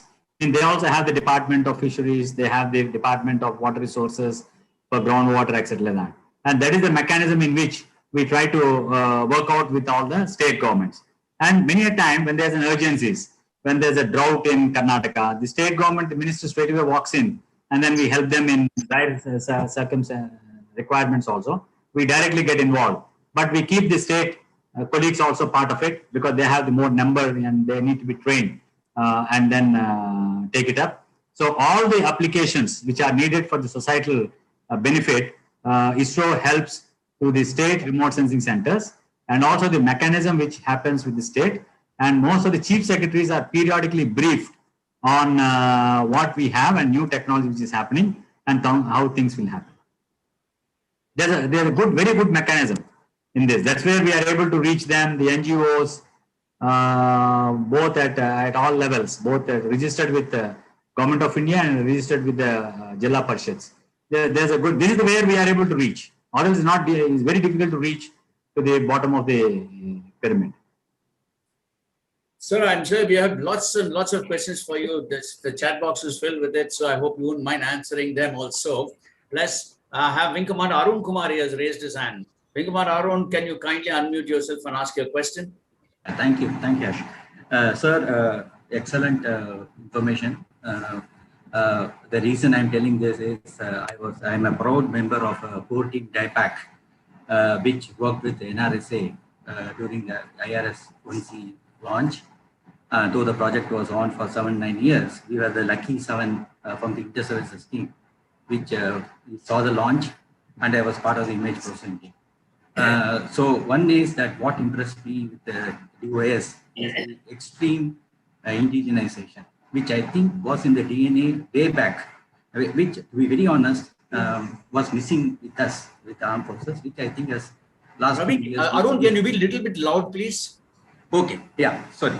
What impressed me was the indigenization which DOS achieved, which took some more time for armed forces to catch up. My question is partly answered by your answer to Madam Pramila Rajan. is that with all these facilities, I know about the dieback facility. I know you explained there's so many applications. Why is it that some of these things like the troops thing in Chinese border or the Uttarakhand flooding, they are not anticipated, sir? What is the gap? I mean, I know the training has been provided. So what is the gap? What can be done better? Yeah. Yeah, this is actually a question internal to you, which you're asking me, Wing Commander Rajan Kumar, but I'll answer this because I have been to many of even your column report. There are people which are doing, and the projection system, what they're using is totally different than how the things have changed. So how to change, even the parameters, what is needed, which we way back in 80s, late 80s, which we did, that is not available to them, though they're part of the defense. See, mostly it is coordination. There are two things which happens. See, most of the time we look at ISRO also as ISRO headquarters, okay? Because I held the post of scientific secretary, I know what happens in headquarters. And the centers is the one which actually produces things. They do. So for you also, there are headquarters, there are also field units. In field units is what they really need immediately for them to execute. But always there's a gap in terms of coordination and collaboration. This is what I find. And it is not the lack of data. It is not the lack of trained people. But how do we have to break some barriers here to bring in better coordination? That is what is needed. Or else today, even scientists also, someone is working on this, he doesn't go to the next cubicle, and similar to something which is exciting happening, which is much simpler, no one discusses. So this is where the barrier we have to break, and that is internal to a system. That is not, it is not that not non-availability. All are available. Everything we can do. That is where I was telling it. I feel really sad whenever I see the news. I speak to my father-in-law, why this is happening, I don't understand. If you don't feel like having whatever the lunch or dinner, what we are having, not really happy. Because if you don't have, okay, feel unhappy. But when you have something, so here, Arun Kumar is, how do we break these barriers? We understand our system. Why we are not able to respond? How do we break these barriers within? And how it makes more, because even in the name of defense, we close. Even the groundwater potential maps in the country could not be published because they are in a projection system. But I said, without water, people will die. Beyond that, what is the protection? What will see? It is all a question of chicken and egg. So which one, how you will put, how do you negotiate, and how do you take it? So it is not that always that as a scientist, as an officer, we do our job and best, but how do we negotiate with others is also very important. We need people to understand and go to a bottom level, understand the problem, and keep negotiating and see things happen. May not be 100% the way we want, but still someone has to step down a little bit and then negotiate for things happen. For example, now we have the satellites, I can ask a question whether all the satellite data is being used on a regular basis, how efficiently you are using. We have an agency called EDRIN, which helps DIPAC and other, you are aware. Yeah. The new algorithms which has been used. How well, so like our country needs like a wartime situation every day in every office. Then all things will settle. If we think I came to office, I'll do my job and go home, it doesn't happen. And if we do in this spirit, all things will happen. That means because you asked me, and this is my personal view. And everything is whichever problem people tell, there's a solution. And it is doable. This is a solution, not where we have to search for someone, an expert or something like that, which is very much doable with the type of capacity which has been built in the country with the type of youngsters. Yeah? Sir, only one more submission is that you talked about the champions within us, can take it to the villages or nearby people. I wish to, if under your guidance, if you are going to put to any volunteer course, I raise my hand because having had experience in this. That's a submission. Yeah. No, what I will suggest is any other villages which is nearer to you or where you are born or where you like, go take them and ask them what are the things they have and what they don't have. Okay. How do they can then what government schemes are available in which they can get funding. So this is the linkage which I can provide and they can do their job themselves without going to anyone. Thank you. Thank you, sir. Thank you. So the next question for you is from member Major General Rajavelu, sir. He says, is there a way by which space technology can contribute towards mitigation of the pandemic?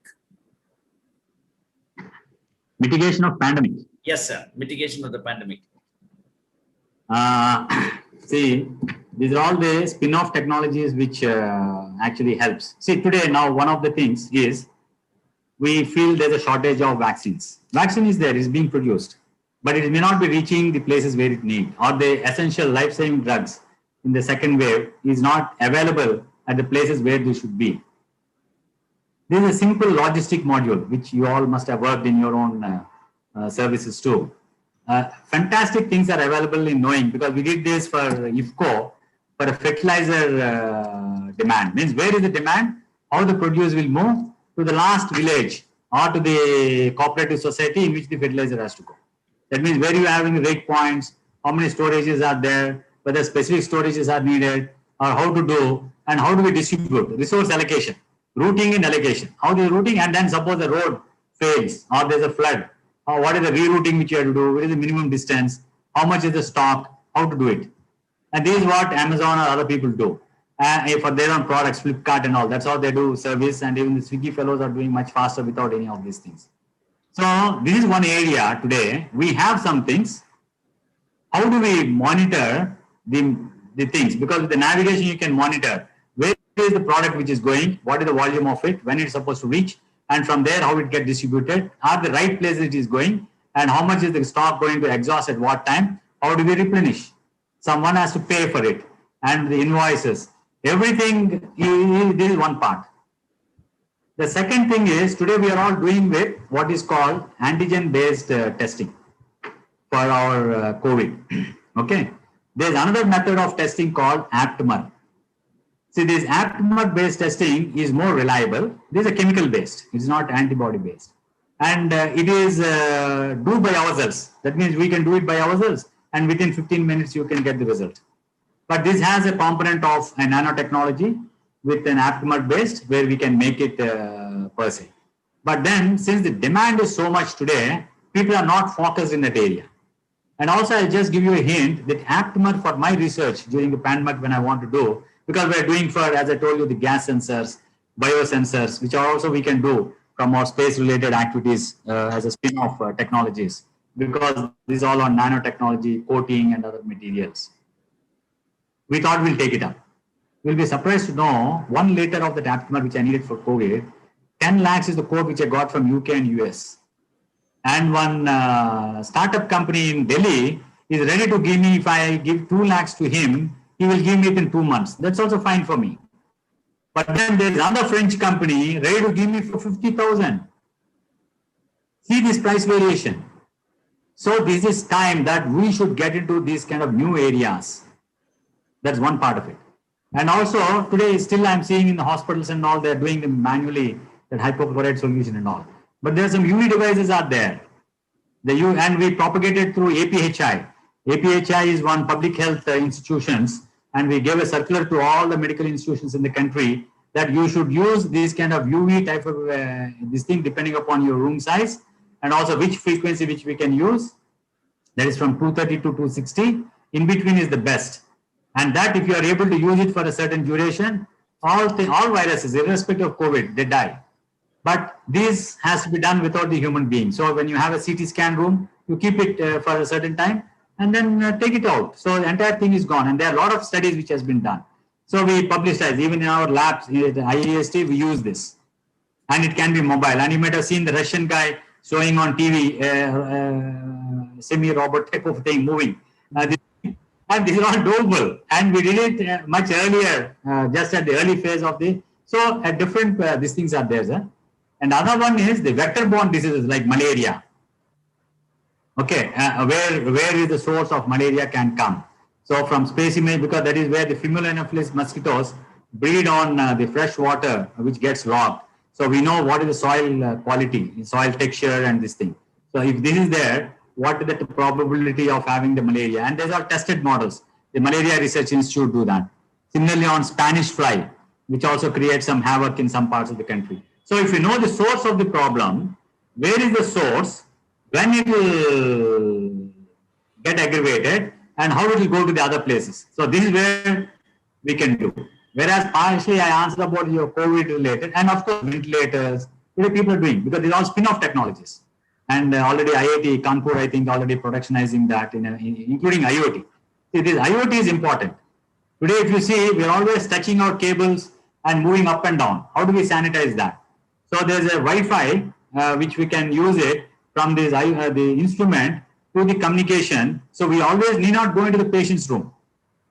Outside itself, we'll get the details per se. So these ideas and thoughts to APHI, we talked. Especially, I gave all these things to the people.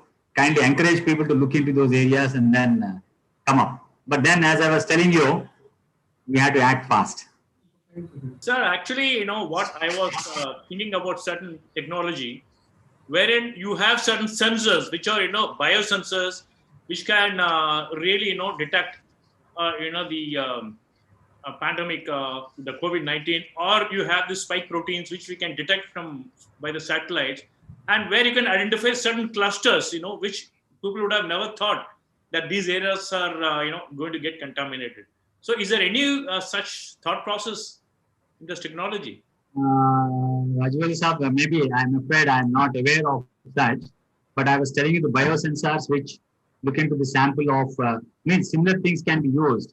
But then this is basically for where the mutations happen for the malignancies.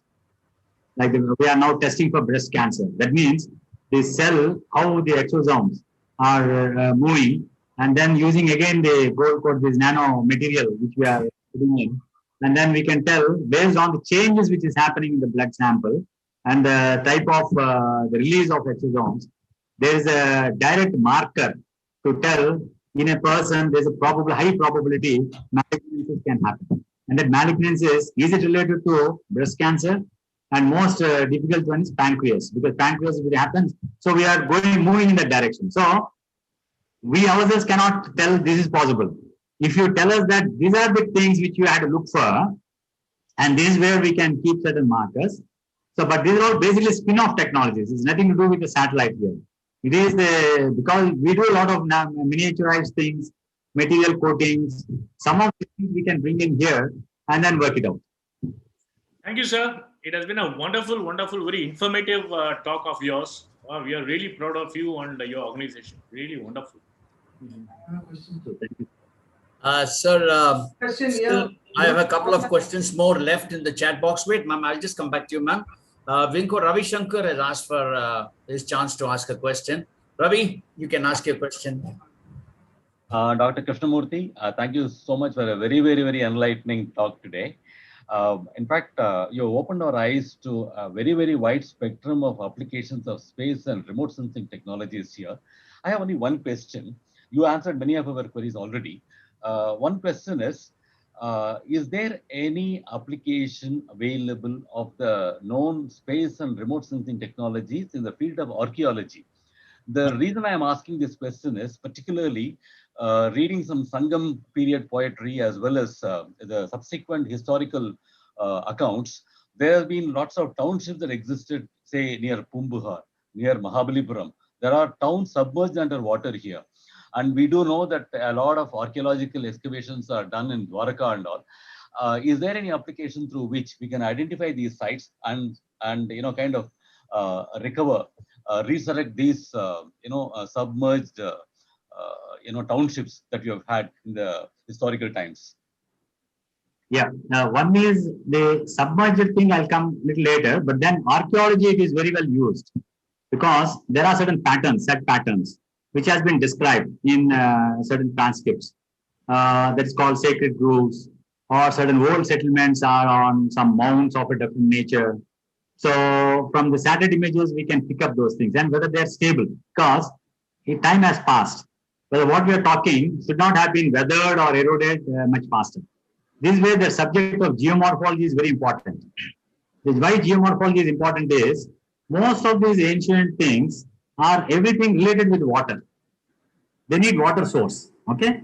Today it must have been submerged, but at that time it is on the land, most of the structures. So this is where what we call as wave cut terraces and marine terraces. See, marine terraces is very old, but they may be above the sea level or now below the sea level. But what is this coastline has, because we have a coastline, in that what are things which are exposed and which may be underneath. And then when we call these marine terraces mean they are very old. Wave cut terraces means it is happening now. Okay. And then we go inside along the streams which are joining this, there is what is called nick points. That means there will be a sudden change in these water levels which are recorded in small hard rock where the stream is flowing. Stream may not be very big, river may not be big, but there's a hard rock which keeps a marker there. And this marker is related to the what are the level in which these things are there. So like an integrated manner, we can find out what will the possibilities of looking for, because we have a scripture written somewhere that it details give you certain things, but there's a way of looking at it. And the third is paleo channels. That means a river, what we thought they described, has moved. So, and this comes from the satellite images very clearly. That's where I was telling about the NISR L band, S band, or a C band. This gives you the paleo networks of this thing. And along that boundaries of these streams, you find these kind of structures. So even like a gold, these are called placer deposits. People don't look only for the stream. There's a deposit and it is moving down, but we don't look at the active river. We look at the paleo rivers, which are there for a very long time. Or if you're talking about the deltas, the deltas have prograded for quite some time, like Kaveri Delta, if you're talking. They are prograded, but now today the flow has reduced. So there's a sediment which has come on top of it. But where I will search, because these exploratory borewells are very expensive. So to where exactly you are looking for, we can look for that. There are a lot of studies done on this particular subject. But then if you know one area, we can really look into, okay, how it has evolved and where can be the probable sites and where we can go ahead on, because where accretion, because it has gone under the sand, it's an accretion. Or it has gone under water, that means the sea level change has happened. So then we look for these marine terraces and all. And there's another one called fractures. See, the water doesn't move in these paleo channels because the rock, when it moves, it breaks. When it breaks, there's a susceptibility to weathering there is much faster than the adjoining hard rocks. When it weathers faster, there's a vegetation which comes there. And there's a conduit for fresh water. And this fresh water is not limited to the land. It goes into the ocean also. Oh. Yeah, because that is where you get shrimp. You are a vegetarian, I know that. But the shrimp is not just at the estuary, but it also in the deep ocean you get shrimp. Some kilometers away. So on the land, if I make a geophysical survey on this fracture, the depth and dip means it is what depth it is, at what dip it is, then we can tell what distance it is going to open up. Oh. Indirectly, we can get from the fishing vessels the feedback, or you release some dye and you can see at the locations where you tentatively thought it will come up. But then this has a linkage to what you are asking, because even your Tirupati is on a fracture. Oh. From Papanasanam to do all this. That Bangar Bavi got polluted because whatever the settlements which has come north of the temple, they didn't have a closed sewerage system. And that's a shallow system. So that's where all this came into this. So that when they're closing that tank, I suggested in the tank itself that oozing, they want to stop by sealing with concrete. I said, don't do that. Do a sewerage this thing. And today I understand the Bangarbavi water is again being used. Right from Papanasanam, and that fracture goes from the other steps which is there. No, it goes to the field and then the deep tube wells are there. People are irrigating in the foothills. So you can link all these things, and that is possible from the space images. Oh. So if you think that there is some structure which is of ancient, which you are looking at, there are different probabilities in which you can prove, and all are available to us in plenty to study. Thank you, Doctor. Extremely comprehensive response. Thank you so much, Doctor. Thank you, sir. There's a question from our YouTube viewer, Mr. Srinivas. What role private sector has in space technology? Will there be any security concerns? Yeah, actually, this is where we have an in-space which has been now started. So their job is to look in each of the proposals, the industry which would like to look in, and then take an independent view and which are the support needed from Isro, because they have to also have to infrastructure. especially for testing, calibration, there instead of putting the places in infrastructure. See, always we have a question, what will happen? But then if your bylaws are clear, what is it someone has to do and in what threshold they have to do, I don't find we'll have any problems of that nature. The definition, when we are clear, we do not have any issues. There is one segment as we are looking at the satellites and the launch vehicles, because again, even the satellites, which frequencies we are going to for communication or which frequencies we'll use for navigation, that's all available with the user. And there's a standard operating procedure to give each and every detail up to what components which we are going to use, where it is going to be tested, calibrated, when you have that detail. So I don't think you have any of that nature. The third most biggest business which is there in the country is data analytics. We have huge data lying, petabytes of data lying in NRSC and other places. So without investing money, you can do business in a big way. Either it can be insurance, it can be taxation, it can be any other service which you want to do. It's the greatest opportunity today in the country. I don't find defense means security things related to that. Great, sir.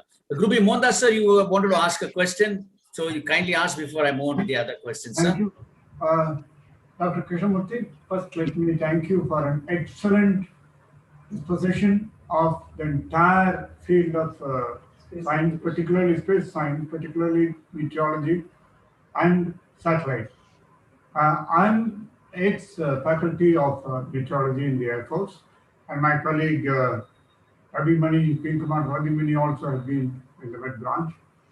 And we were conducting, and we are even now conducting advanced courses in satellite meteorology in Coimbatore, apart from the basic trainings and all that in Hyderabad.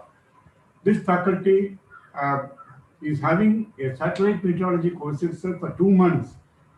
They are selected from different places, and the officers in the bracket of 10 to 15 years of service or so are sent for this advanced course and asked to do certain type of analysis and research also on this and give. I still remember we had gone a very long way from the time I was depending only on NOAA satellite picture, which is only twice a day, which used to be orbiting, and then we used to get it for forecast. Now it is on the fingertip and it is on the mobile.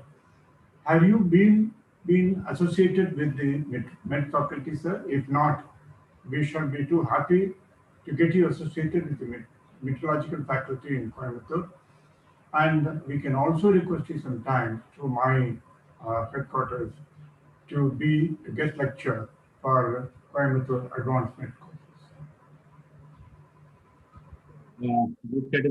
Actually, we have a very good group working on atmospheric and both related together at IAST. They are doing advanced modeling and also instrumentation, which I told you about. The areas, retarding potential analyzers, and also the modeling aspect. Definitely, I can keep you in the loop with my colleagues. Okay, and then we can exchange ideas, and newer things we can always share, since you are doing a great job of capacity building. Yeah. Certainly, I'll get in touch with them and then communicate. Yeah, sure. My mail address is there in the group. So. Yeah, we will share, sir. We will share it. Well, still a couple of more questions waiting for you. And this is again from Commander Ravi Mani. Who is the interface between the individual farmer and the output of the agriculture application of satellites? Who is the interface between the individual farmer and the outputs of the agriculture applications? Yeah. This is actually the state government itself. Because wherever we want to demonstrate, that time we went up to the farmers and then we did it from Isro point of view. But that is an extra stretch. No one has asked us to do that. But then unless you do it, we do not know what is the gap between the farmer and the person who is trying to explain or deliver whatever we are trying to look at. That is only to understand basically. But for the farmer, it is always the state government machinery. Even it is the federal government which is giving Geomanrega, but it is rooted everything to the state government. And state government will have an equivalent scheme. And because state government has to also fund 80% given by federal government, 20% given by the state government. So there is a combinations, 50% by state, 50% by state. So, but ultimately, the state is responsible for the land and for the people, not the federal government. Okay. Federal government is for technology and other facilitating activities. So the state is the mechanism, and state departments within their district collector's office. Today we have what is called CEO Jilla Parishad for all the rural development activities. So they take it up. The Jilla Parishad officers, either PD, DRDA, what is called District Rural Development Agency, project directors. So they are the people who will have their mechanism, like block development officers and all, and those people along with this. But funding again comes from the lead banks also. It is not that the state government directly gives money to anyone. A particular scheme like a farm bond, actually, that comes from the lead bank in that area as recommended by NABARD. So there's a mechanism which works, but then we have to bridge these gaps to ensure the things happen to them. But now, since there's a governance activity came in, well, there is a question always, why something is not happening in this village? Someone can question. Why it is happening more in other place? Someone can look at this thing and do the analysis per se. But it's state government. Yeah. Right, sir. So the next question for you is from Mrs. Shobha Vartaman. She says, while a part of mine is celebrating the development and progress, I have got some concerns too. One, pollution of the space with debris. Are they self-destructive too? Will these dead satellites fill up the space like our landfills? And the second thing that she's asking is, Alexander Fleming warned when he invented the penicillin against the overuse of the drug and dangers of resistance. Today we have spy satellites and ambitions of space defense. Should we take battlefields to the last frontier? Do scientists consider self-restraint and wonder about the creation of dangerous futures for our world? Yes, madam. Actually, debris is a major concern to study this. But as far as India is concerned, for all its satellites, there is what is called an agency called UN Corpus in Vienna. So we declare what are the satellites which you are going to make, what is the purpose of the satellites, and what is the life of it, and how much of fuel I'm going to leave in the satellites of their life is over. So when they keep drifting through, we monitor, and at what stage we bring them down into the atmosphere so they burn out. This is the principle in which we have to work. Then the debris will be less. But there are even the small satellites also demand such. So there's a provisions going to come for such small satellites, which is not totally properly defined. This is for the bigger satellites. But then everyone follows that, I cannot say. But then we have too much of debris. But today that is also become another industry which is looking in how to bring back this debris, how to burn it out, or how to bring it into the atmosphere. And there is a lot of research which is happening. Even certain small satellites which we launched for certain European countries had payloads for this specific purpose. How to trap the debris and how to dock the debris and how to bring it back. So this is one part of it. The other part is how to dodge. Means if you are still, one is how to dodge and still you have your assets. Truly have a lot of assets in the space and every time they are going through. But discipline is very much must for these space assets. There's no second opinion on it and everyone has to abide. But you know, there are people who don't tell what they're doing or not known. So things come in a different way. But the work is going on now, including India and also the other countries on the space debris. We have this is called situational awareness, space situational awareness. We have a specific program office under Dr. Shivan, after he's becoming the chairman, he made another program office specifically to study on this awareness and how to do some remedies on this activity. But as far as India is concerned, except for the test where we had to destruct one satellite, we didn't do purposefully anything because that we had to do because we have to show a deterrent that we are capable of because to the world, especially to our friend or neighbor, whatever you call. But then we had to do it. There's no other way. But it has given debris. But we kept in such an orbit that most of the thing will get into the atmosphere very fast. So it doesn't be in the atmosphere for very long. Yeah. And for the second part of the question, sir, regarding, I'll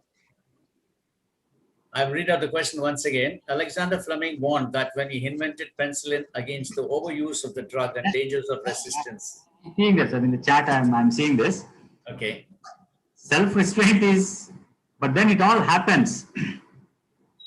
How it happens, we do not know. Today, the way the geopolitical situation happening with the pandemic one side, people under pressure, everyone is crossing their limits and boundaries.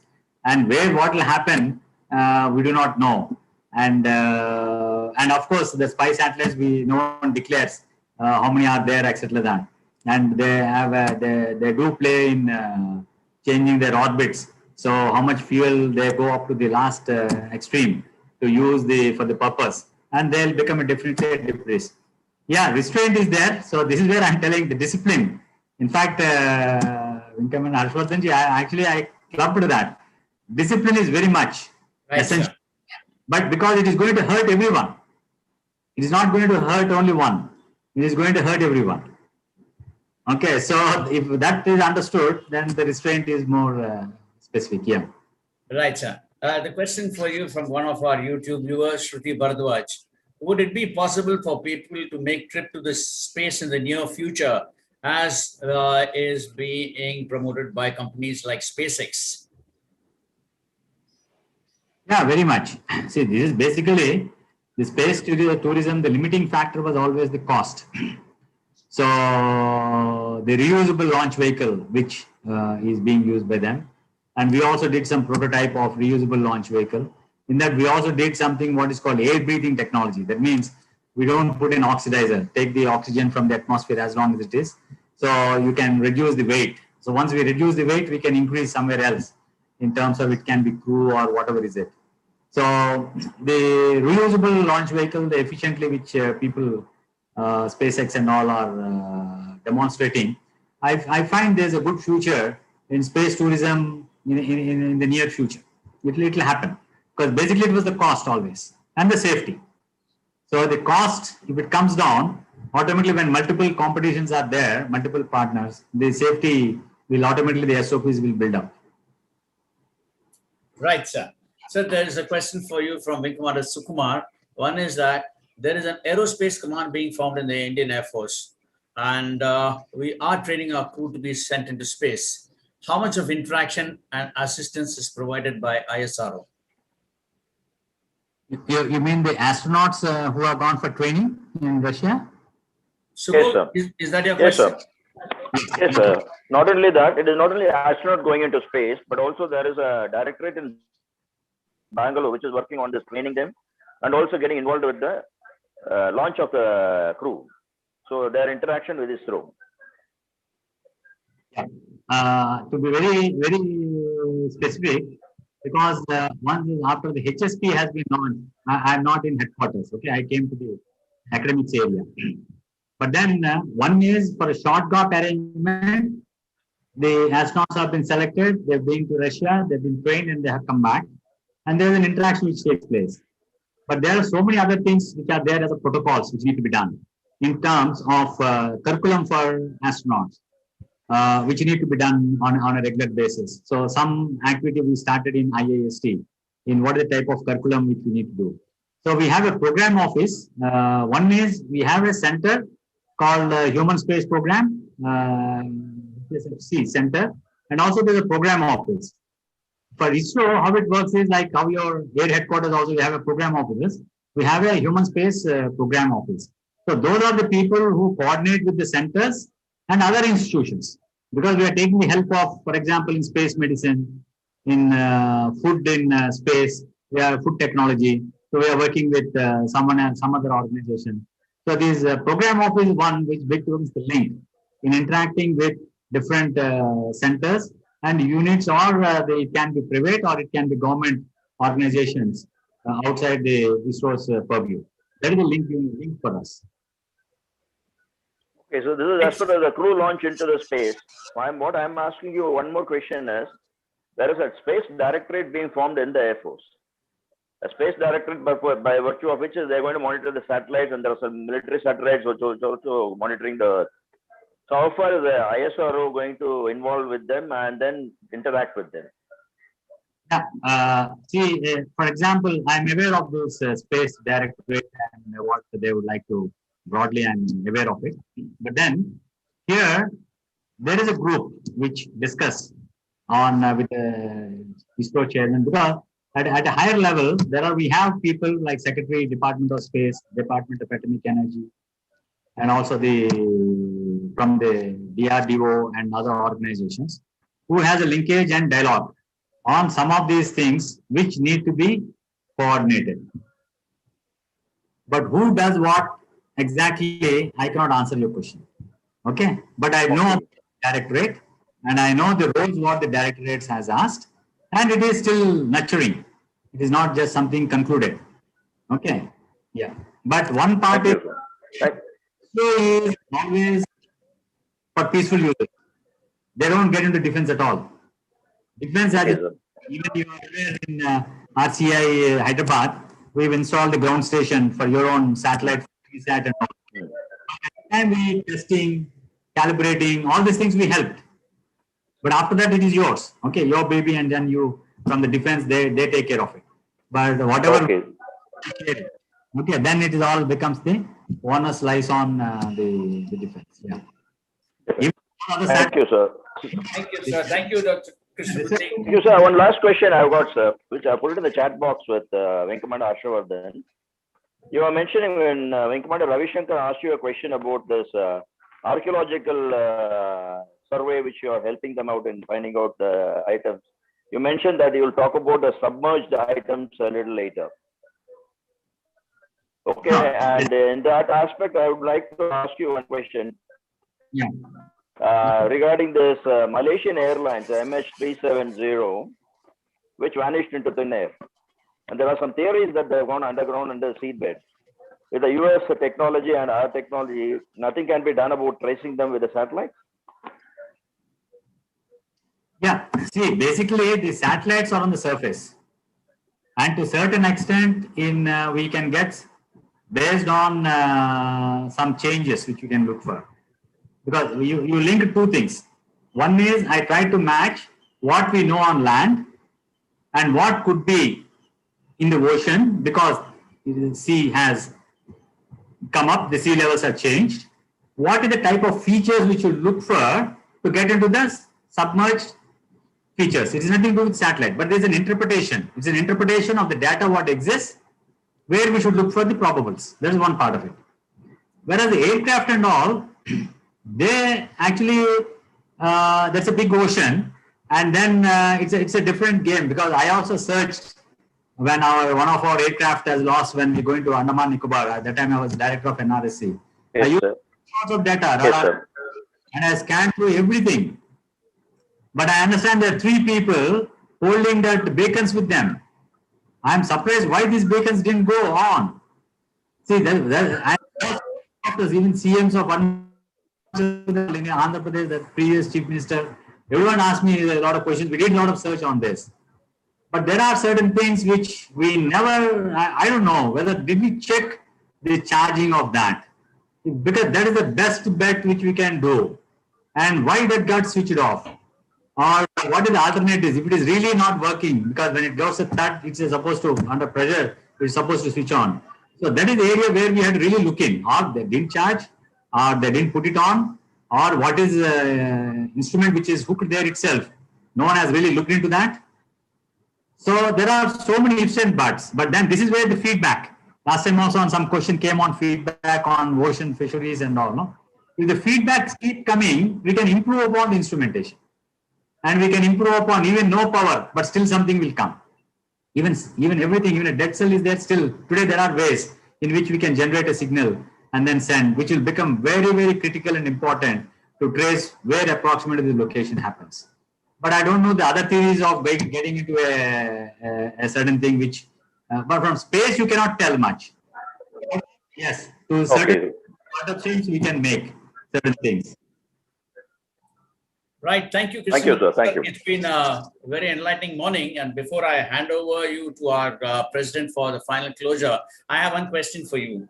Now, you have to your credit about 208 technical papers, about 280 technical reports. You have guided close to about 8 PhD scholars, and also helped in the development of 25 indigenous software packages. I mean, your commitment and your spirit is truly laudable. But what is it that keeps you going still? Sir, it's I was always lucky to have the best of friends. In fact, in Ravi's house only first time I tasted coffee. My mother only in my house it's only milk which used to be given because I was in the adjoining village. There's a place called Bhimavaram where his father used to work, and Bhaskar, his younger brother, is my classmate.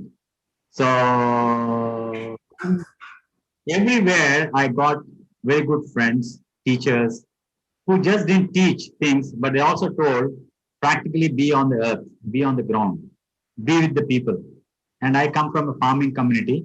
So my mother made me to plow, dry plow, wet plow, carry everything, even the dung, what the cattle keeps. So I wetted my hands everywhere. So luckily I got confidence on things because I did many hard negotiations as scientific secretary, both with cabinet secretary as well as NSA and other people. That's one of the job. And that gives the confidence that God has given me all the opportunities where I can evolve better and a family to support. Because in fact, I forgot that sentence. For all of you, I should tell your families which supported you also should salute. Because without family support, we cannot do anything. So both my wife as my children or my parents or in-laws, everyone supported and they still support. You want to work? Keep doing. So when you have an opportunity to do and share our knowledge, as you have given me an opportunity, why think? Go ahead and jump only. See, unless you jump, we don't know the depth. So without being at the bund, and that is what Isro has taught us. Most of the time, either we want to jump or someone pushed us, where we didn't know the depth of it. But then luckily we could swim and come back. And that has given the opportunity to learn. Because I'm basically an earth sciences person, did a PhD on engineering from a college of engineering on geoengineering. Then I went into different streams. So my chemistry mains in graduation. So there are a lot of gaps for me in the early part of my education. But then getting the opportunities, it's up to, and it's all God given opportunities, nothing I have. Only do my best, whatever is possible. And this is what my mother told. And she also told, share. Now it is time that you only have to share. You have nothing to get, only give. These are only 2 sentences she told 2 days before she died. Okay, so this is the spirit in which I keep going. That's where I was requesting you all also. You want to do something somewhere, whichever comes across, because you get connected with people. Let us do something with whatever cumulative effects which we can do. Thank you. Great, sir. You're truly humble and down to earth. And it's been a well-spent morning with you. More than 2 hours we have clocked listening to you, and it's been a pleasure listening to you. And once again, I want to thank you. And now it's over to our President, Air Marshal Varthaman, sir. So over to you, sir. Thank you. Bye. So unmute yourself, sir. Thank you, Doctor. I have just 2 small questions. When we use the anti-satellite weapon, the ASAT, we knocked out a low Earth orbiting satellite. Is there a requirement to go to higher orbit levels? Not required, sir, because once we know how to do it, wherever it is, we can do. So we can knock out any satellite. Yeah. See, there is one way of knocking out. The other part is, in the Mars orbiter mission itself, if you see, we had the payload satellite going, it applied sudden brakes. And then after more than a year, an engine which has not been started, we started. And then we put it into a different orbit altogether. That means we have full control with mathematical modeling, when to stop, when to start, how much of thrust to be given. When you have so many controls in hand, only thing what we don't have, that is much higher, no? Is much, much higher. Yes. So here only we want to show that you do something, we know we have everything with us. Within no time, we can also do damage, okay? That is what we have to show. The best is on a low Earth orbit, so we don't leave much of debris. See, or one of the concern is we don't leave much of debris, and then whatever debris is there, it comes out and then it burns out. See, that is the thing. Whatever we can do here, we can do elsewhere, anywhere. And even we can bring back things, because we need to, only if you have to bring back things, what we need to cover it. So that means it has to get into the atmosphere. So we had our crew modules already tested. So we know what type of coating and all we need to do. Even the same thing what those happen, we can keep 101 things above somewhere else. And then you bring that back there whenever you want. You can do all sorts of things today. It's almost like the James Bond movies. Yeah? It's almost like the James Bond movies. You go and capture the satellite and spaceship and bring it back. Yeah, actually, you told James Bond movie. I think that, even our Ravi's brother also will remember in my schooling days itself. My mother has written a letter because I come from a village, so 7 kilometers, that there's a James Bond movie. So she has written, allow my children to see that movie for the matinee show. They can come back in the evening.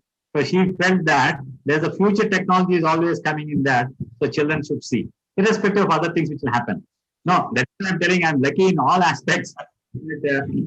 Grooming at the teachers or sisters in my school. So everyone has taken care well. So it's only time to deliver now. Yeah.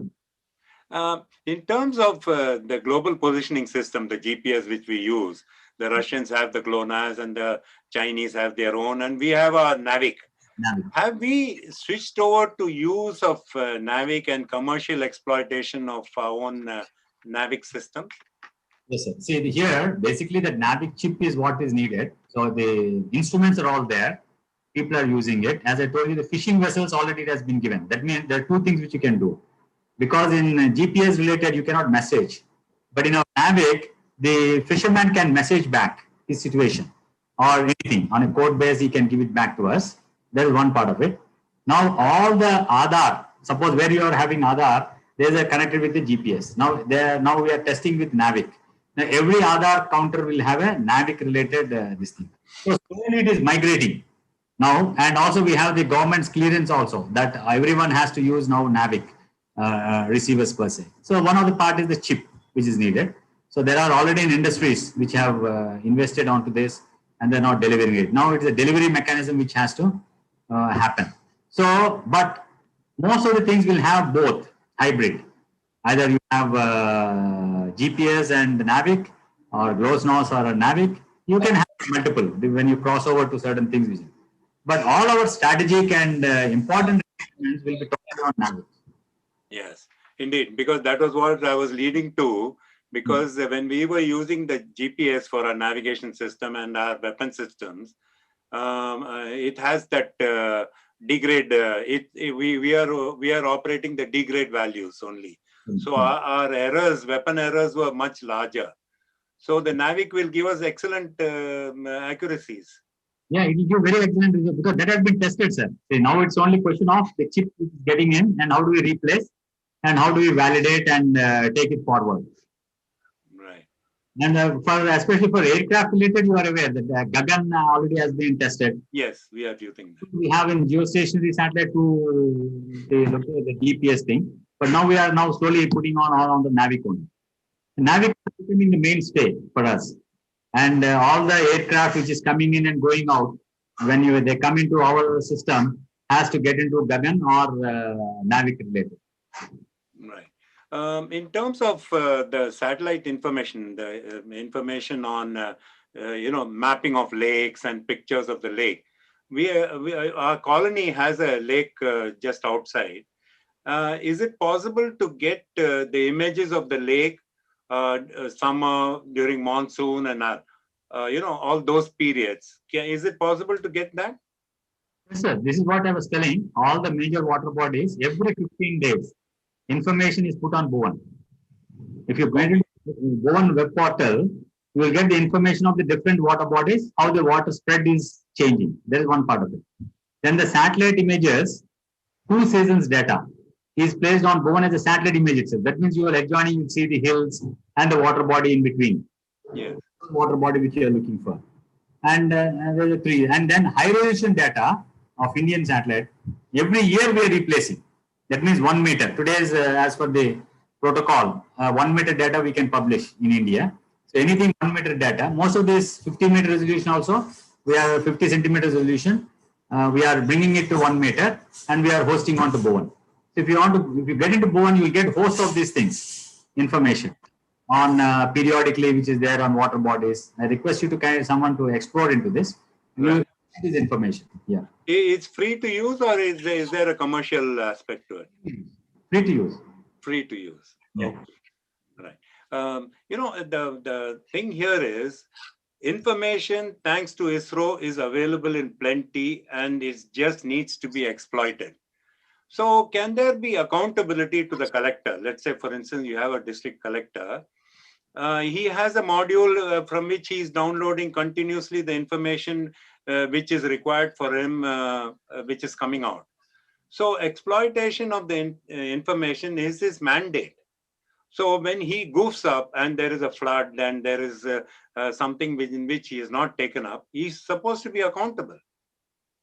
Yeah, there are two things, sir. One is in developmental schemes, there is a standard operating procedure. Suppose watershed development or rural employment guarantee scheme, which standard data to be used, or if you're doing an environment impact assessment, there are standard operating procedures given by the government, and everyone is following it. But when you have disasters of this nature, he is an authority, he gets information from various sources. And he has to take a call. But then the agencies, suppose floods. Central Water Commission is the agency which gives that information. They are the authorized people to give that information. So he looks from the information from them. And then he is the authority to implement in whatever aspect he has. But then, as you were rightly telling, that whether taking a decision, for it, there's also decision support systems has been made. Like I was telling you for Kalpakam, also if the radiation leak also, to that extent we went, how the plume will move, and individuals can understand where to go into what kind of bunkers. So there's a little more going beyond a stretch and then doing it. Accountability comes in whether the maintenance of all this and taking the right decision and how to move things, he's finally responsible, but it depends on this information from various agencies. And finally, he takes a call. But if you ask me like a control room, is it happening? May not be happening like your control room, what happens in Air Force. Yes. We can do that. That has to be done. Yours is a very right question, very pertinent.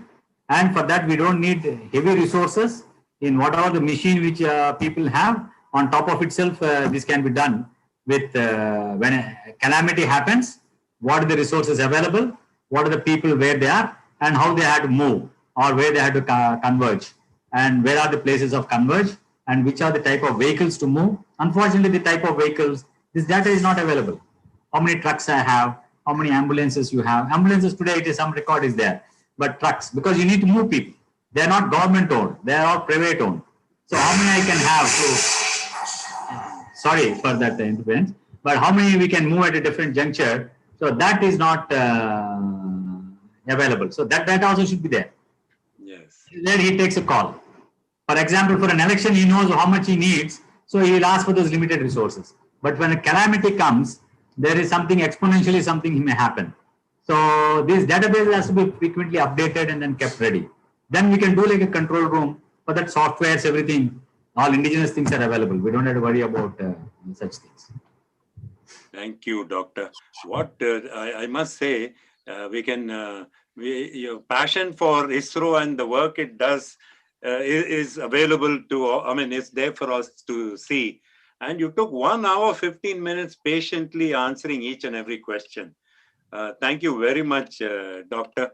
You have opened our eyes to the tremendous work that ISRO does. And there's no doubt it is the jewel in the crown for our nation.